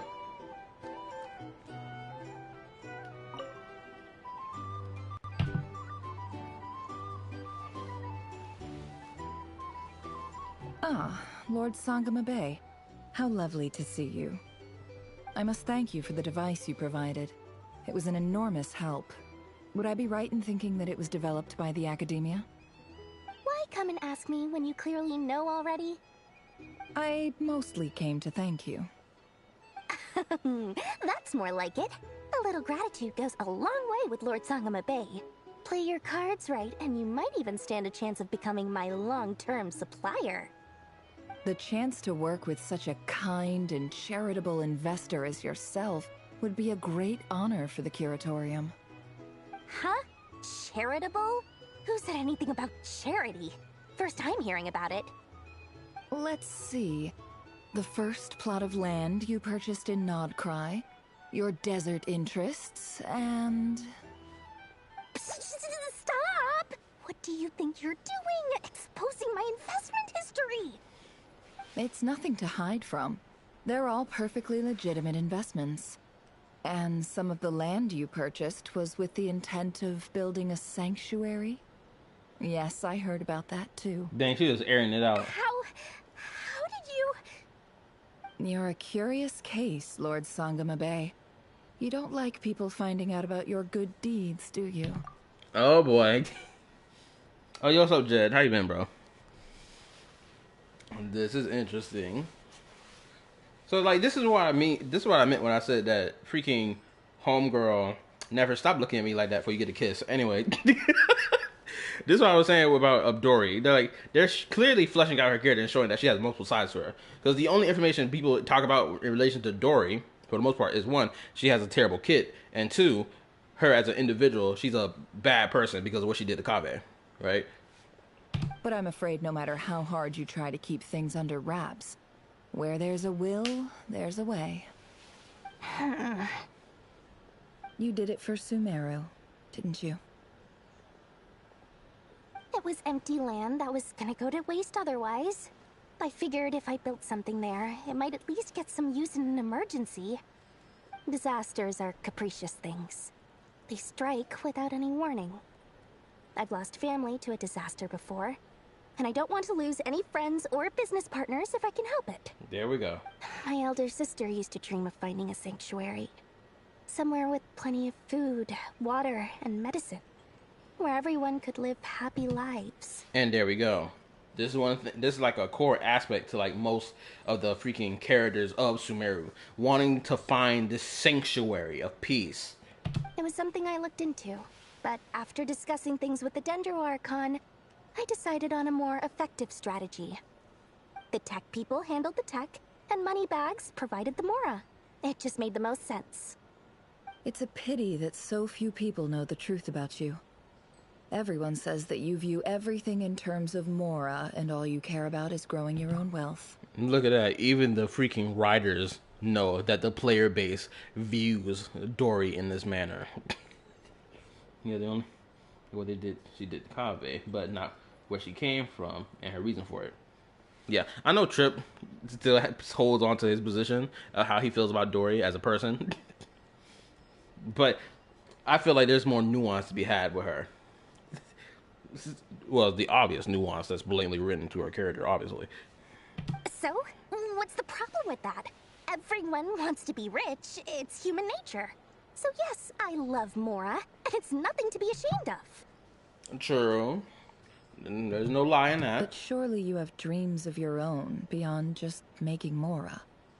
You don't get it, do you? My dream is to invest in other people's dreams. And, you know, make a nice little slice for myself along the way. Cute little emotes. I love it. But hey, this is kind of similar to Finon, right? Finon, what do you dream for? My wish is to make sure I fulfill everyone else's wishes. If I can't do that, then send the ball on to tomorrow. My goat, Finon! Just thinking about it makes me happy. That sweet, sweet sound of Mora. She has a very interesting relationship with Mora, and it's twisted. Thank you. For the device? And the pendant. Oh, that. I was just returning a favor. Don't worry about it. Seems like we've both been away from home for a very long time. Nope, I have not done the Star Rail story yet. From all I've heard is that it's immaculate. It's better than Wu-Wah 2.7 story, most definitely. That's what I've heard. I ain't seen no cutscenes. I ain't seen no nothing because I'm being spoiled free, and it's been great. Yeah, so long that I barely remember what my family even looked like. That would be your mother, father, and sister? Yeah, though it's been years since my sister passed away. It's not like I want to forget them, obviously, but memory can be even more ruthless than the most calculating business person. Beyond a certain point, if something isn't helping you, it just gets rid of it. My sister can't help me now. Slowly but surely, her face is fading from my mind's eye. It's become a vague impression. Not everything will fade. When loved ones pass away, the beautiful memories are the ones that last the longest. And this is such an important character interaction between these two, especially knowing their backgrounds. Yeah, that's true. If you ask me, that's the one silver lining in all of it. Well, that, plus, I'm sure that life is much better now than it was back then. Oh, absolutely. I have tons of Mora, a big beautiful house, business is booming, and I'm as happy as can be. You've got a lot going for you too. Boss of the Curatorium of Secrets? I'm sure there's plenty of Mora to be made in that line of work. I appreciate the vote of confidence. I love that whole interaction. That interaction was great. It was a great interaction between them. Now, let's go look at this one over here. This... Wait a minute. That nigga Dainsleif done slipped out of here.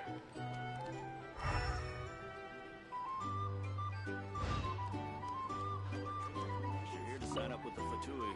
Make sure your paperwork is all in order. How have you been holding up? Any adverse reactions? If you start to take a turn for the worse, make sure you tell me right away. You don't need to worry about me, Grandmaster. I'm fine. I mean, I barely did anything, so... What? You're too humble, young man. You played an indispensable role in the battle for NODKRAI. We can't thank you enough for your support. Sometimes, when people praise you, it's because you deserve it. The best thing is to accept it calmly and with grace. It's important to learn how to respond to words of admiration. Yeah, and don't become a brat like some people out here when you give them praise, and then they act like, oh, I can do no wrong. Let's do a quick demonstration. Albedo, that was an incredible feat of alchemy. The pressure was on, but you worked flawlessly at lightning speed to get the job done. Thank you. I can't take all the credit, though. Durin played a big part in forming the alchemical array. See? Did you catch that? A masterclass in how to take a compliment. Okay, yeah. I did work pretty hard to help prepare for the battle. No point denying that. Mm-hmm. Gain your courage, twin. Hey, you guys! Now I'm curious. What exactly is Durin's story quest gonna be? Right? Because we've gone through Durin's story quest already. We know what it is. So what more could they push forward in his story? Because we don't need to learn anything about him. We already know everything about him. So what exactly can we do to push forward his story? Now that is the interesting part. I ain't gonna lie, when it gets to that type of point for characters, when you write a character, when they evolve from their flaw or evolve from their circumstance that they were in previously, it's kind of hard for me to envision how exactly you're gonna move a character forward in life after that. Cause it can just be mundane life after that, and nothing really much interesting. Hey, look who's bounced back. Looking good, traveler. Seems like you've recovered. You won't need to take any more medication. Can I get you a drink? Huh? You know how to order at a bar now? You've sure learned a lot recently. Handling a drinks order is ridiculously simple compared to alchemy. Don't worry, I'll blend into society yet. Paimon believes it. You're clearly a fast learner, just like your brother. To be totally honest though, Paimon didn't quite follow all the details when you first explained the plan to us. I swear that NPC in the background, I swear on everything, he looks so suspicious. Don't worry, that's completely understandable. Unless you're a student of alchemy, it's hard to grasp the principle and how the process works. To put it in the simplest terms, we saw how our enemy stole the power of Kuvaki. And that gave us the idea of stealing his power to turn it against him. When facing an enemy you have no hope of defeating, it's best not to engage them in battle. So, instead of looking for a way to overpower him, we decided to help Columbina get strong enough to at least stand up to him in a fight. For this to work, we had to analyze his modes of attack, confirm who his main target was, and make sure that he wouldn't go beyond the range of the alchemical array. For added security, we prepared a total of 4 arrays. But to mitigate the impact of the battle, we identified one location in particular as the ideal spot, which is where the confrontation took place. The alchemical array absorbed his abyssal power. Then Durin processed it to render it usable by Columbina. That power enabled her to do what would otherwise have been nigh on impossible. What surprised me was that Dainsleif actually agreed to join us. Given his history with Rerir, he had every right to sit this one out. But we're extremely grateful for the decision he made.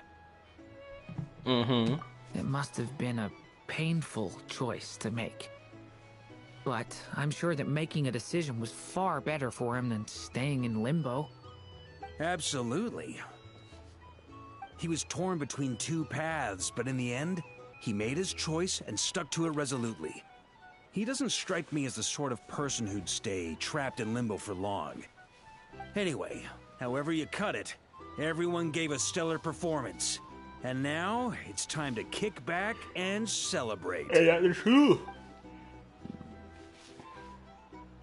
I feel like there's more story to be had.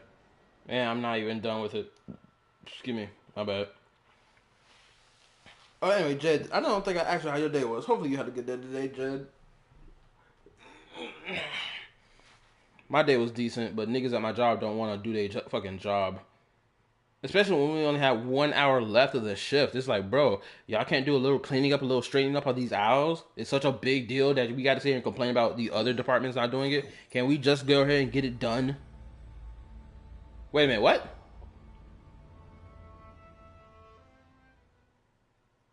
That's the only reason you're here. Yes. I've thought a lot about it. And I've realized that you, me, and Arlecchino should be friends. I think this is very important. So I felt I had to come and tell you. Well, this is a new one. I'm so moved. I can't even hold my teacup. If that's all, you can leave now. Do you not want to be friends with me? Or is it that you prefer being co-workers? What is this, Columbina? Are you deliberately testing my patience threshold? Right now, my politeness module is active. But if you say another word, I swear I'll shut it down. If your politeness module was active, wouldn't you say the word please at some point? Polonia, please see Lady Columbina to the door. The rage bait is immaculate. And she does it effortlessly. I swear, one of the Moon sisters must have been a grade A rage baiter. That's why the Moons fell the first time. That's exactly why. One of the sisters was rage baiting the other one, which caused the catastrophe in the first place. Will you still invite me to your next tea party? What? Yes, I think you will. Bye-bye, dear Sandrone. Oh my goodness gracious. Oh wow, there's that thing up there. I'll grab it. Catching up with a friend. Last time the Wild Hunt escorted you out. Would you rather I handled it myself this time? You ain't doing a damn thing. We just wanted to, see how you were doing now that it's all over. Why? Out of concern for my safety? I hope you didn't seriously think that the Rayhir of Solnari would be able to lay so much as a finger upon me, given how prepared I was. This girl talking like that nigga didn't invade your space with such ease. Could have took your cheeks and clapped your robots with ease, effortlessly. That nigga 8 feet tall. And he muscular. Oh my god. Anyway, but that nigga saw that Columbina wasn't there and left. He didn't even put his hands on you anyway because you weren't worth the time. Mostly because you kind of helped us out, so we just wanted to check you were okay. Looks like all your robots are fixed, huh? Oh, don't you worry about that. Tea time is already a write-off. The visitor before you managed to kill my appetite. If you're in the mood for tea, go ahead and help yourself. Otherwise, it's going to waste. My coasters are still missing in action, though. Use this notebook instead. Whoa! Pretty hefty notebook. Look at all those calculations. You can ignore those. They're just dumb scribblings. I doodle and write in my free time. Sometimes I remember the distant, dreamlike past. Sometimes I imagine the far-flung future. And other times, I grit my teeth and note down all the crazy nonsense going on in the present. Some people do the crosswords in the newspaper. This is my equivalent of that. AKA, you have a journal that you write in so you can crash out in it. That sounds pretty healthy, actually. You're actually doing a pretty smart thing.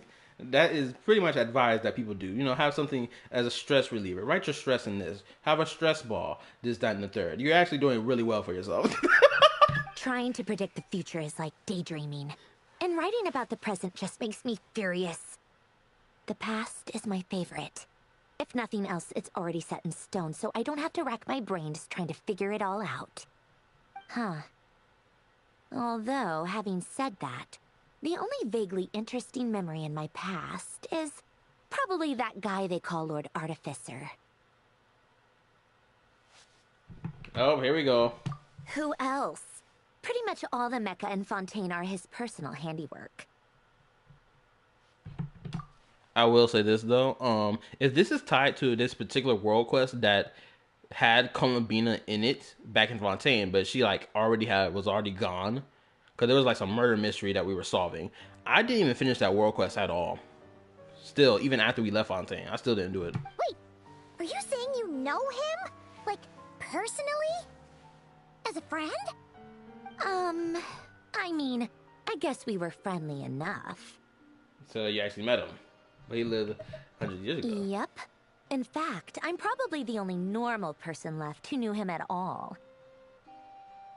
We used to chat occasionally back when he was still around. Before he passed away, he asked me to destroy all his manuscripts. I honored his request, but I did read through everything first before destroying them. I mean, I couldn't let the genius of Lord Artificer Alain Guillotin disappear like that. Would have been such a waste. So, that's where the formulas in your notebook are from? I just told you. Those are my equivalent of crossword puzzles. They're just dumb formulas that I solve for fun when I'm bored. Alain's work was like epic poetry. The formulas in my notebook are just silly little riddles in comparison. Not that there's anything bad about them. I mean, at least, solving those riddles isn't going to hurt anyone.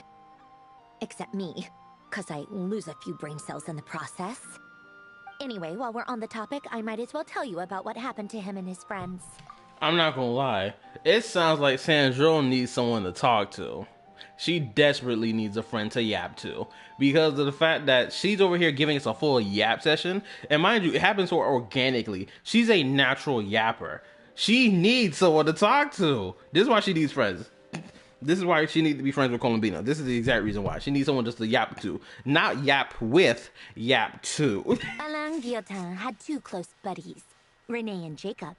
They spent their childhood years together in the Narzissenkreuz Institute. And there she go wearing her red dress, the little bastard. They were all quite competitive, so there was some rivalry between them. But it was a friendly rivalry. I know Purple Hair Boy. I know he met his end because we played that. I played that World Quest. Honestly, the Narzissenkreuz Institute was supposed to resemble that of the House of the Hearth and have like a parallel between the two. Now, I'm pretty sure the girl in the middle, her name is Mary, right? But beneath the friendship and the rivalry ran something deeper, a sense of nostalgia for the past. Unfortunately, childhood would end, the prophecy would come true, the apocalypse would arrive, and the future would never be. A mad dream that would normally only capture the minds of lunatics began to take root in their hearts. A dream of saving the world. And if Renee and Alain had been people of lesser wits, that dream would probably have ended up as something for them to joke about in their older years. Well, just to let you know, baby girl, we had to stop one of your friends from achieving his goal because he was close to achieving it. But alas, they were some of the sharpest minds around. They nurtured that dream with the full power of their intellect, and it grew into something that ate away at their souls.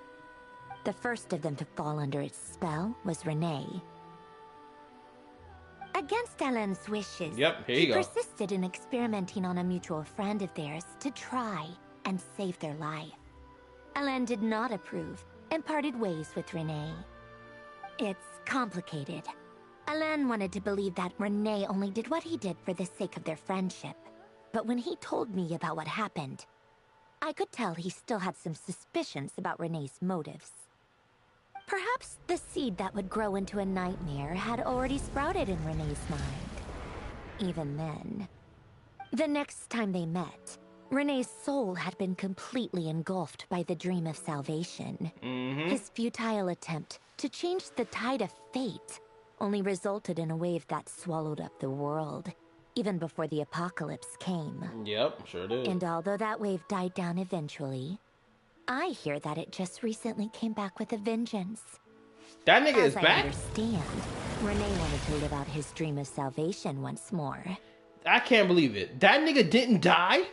I thought he died. At the end of that quest, that nigga vanished into the mist after being defeated, after having his final conversation. This nigga survived. Oh my But I'm god. told that the attempted resurgence finally died out for good. At long last, Renee awoke from his deluded dream. Though of course by then it was far too late. Okay, never mind. He did die. Whew. I was about to say. What do you think of Renee? Do you admire his transcendent genius?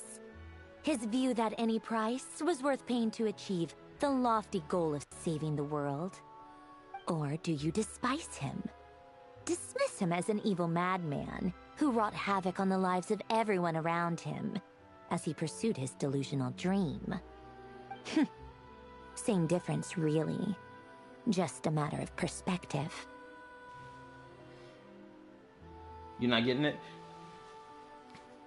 I thought the only thing I thought would happen that he came back, but it sounded like that's not what happened. It sounded like it went in order to how the quest went, and we defeated him, and he vanished in the mist. So, hopefully I did understand that part. Unless there's something else I'm not getting that she was talking about that I missed. I admire him. I don't admire him. I don't know.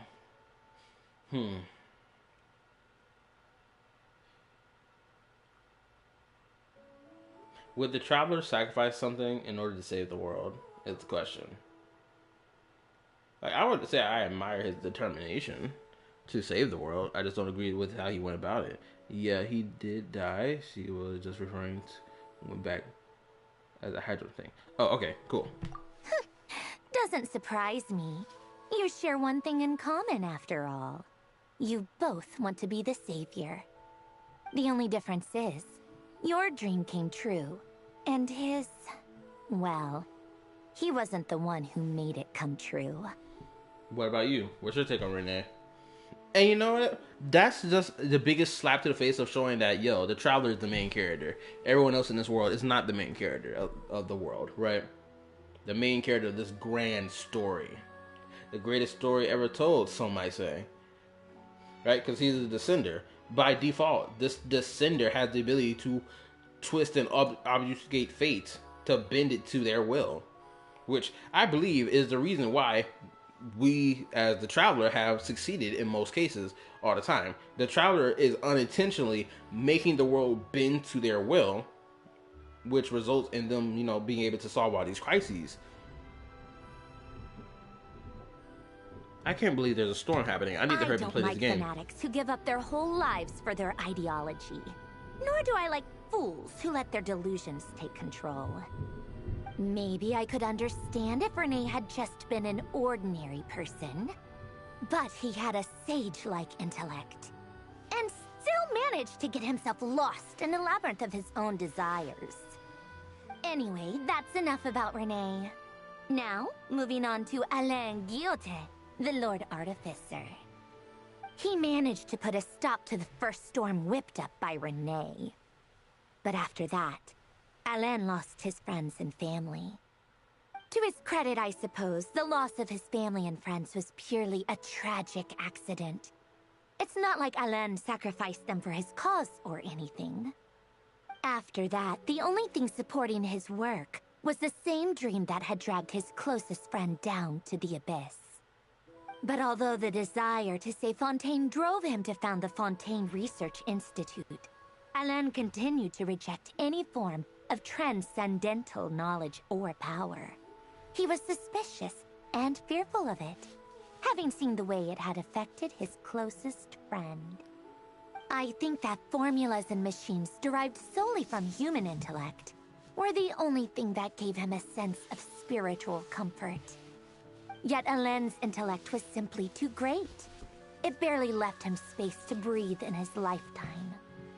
Once he realized that the end of his life was approaching, he finally accepted the truth. The Nazissenkreuz Institute needed someone, and a human being, to see its story through to the end. He quit working on his formulas, trading them in for the fairy tales that had played such a formative role in his childhood, but which he barely touched in his adult life. He told me that the director of the Nazissenkreuz Institute used to read those fairy tales to the children as bedtime stories.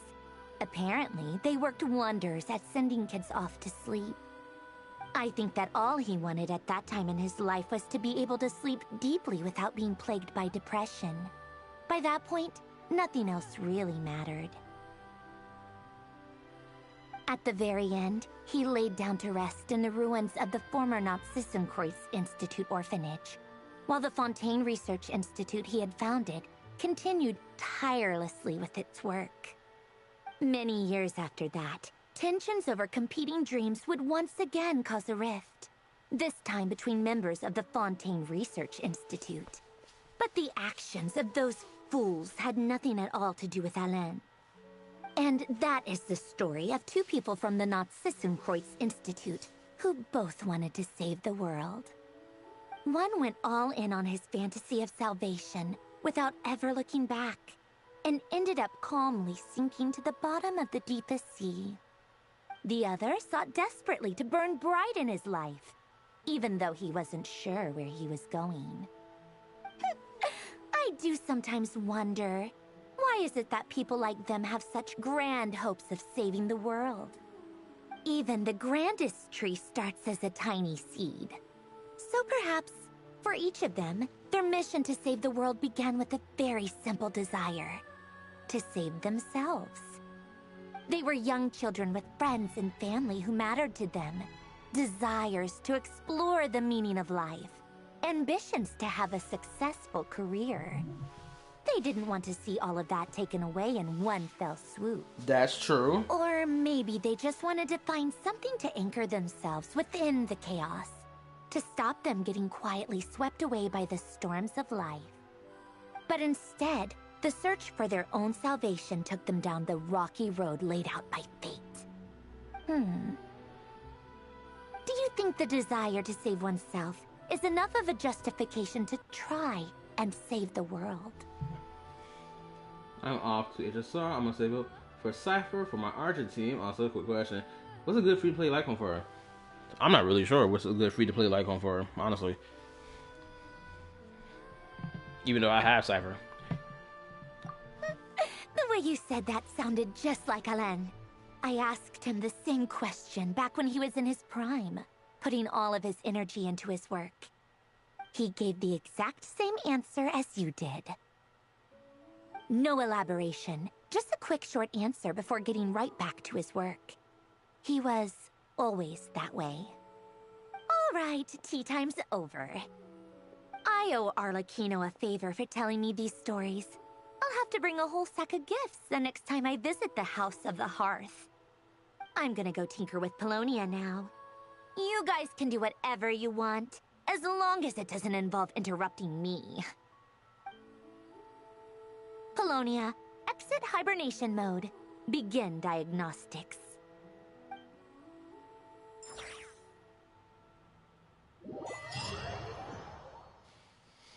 Man.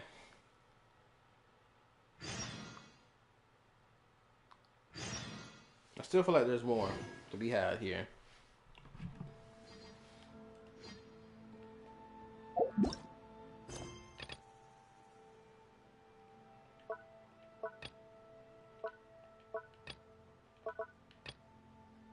This is a story quest. Oh. Oh, so they're counting event quest as story quest now? Okay. I think that's the end, is it? Yep, there we go.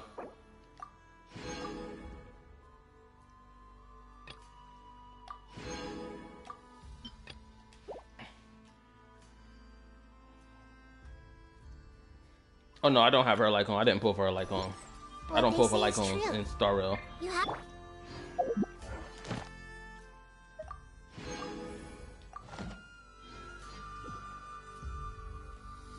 Also, I'm about to end the stream right now because, you know, the Oval Office is calling. So, I appreciate everyone watching the stream. I appreciate the new people who came to watch the stream. All that good and dandy stuff. Make sure you like, sub, turn on the notification bell. Join the YouTube community Discord if you want to. Go check out my reaction content and my discussion yapping topics videos as well. And, you know, stick around for the long term if you wish to. This is Kyle Yapper signing out. Good night and goodbye. No, goodbye and good night. That's what I meant to say. Later, peace, bye. All right. GG's.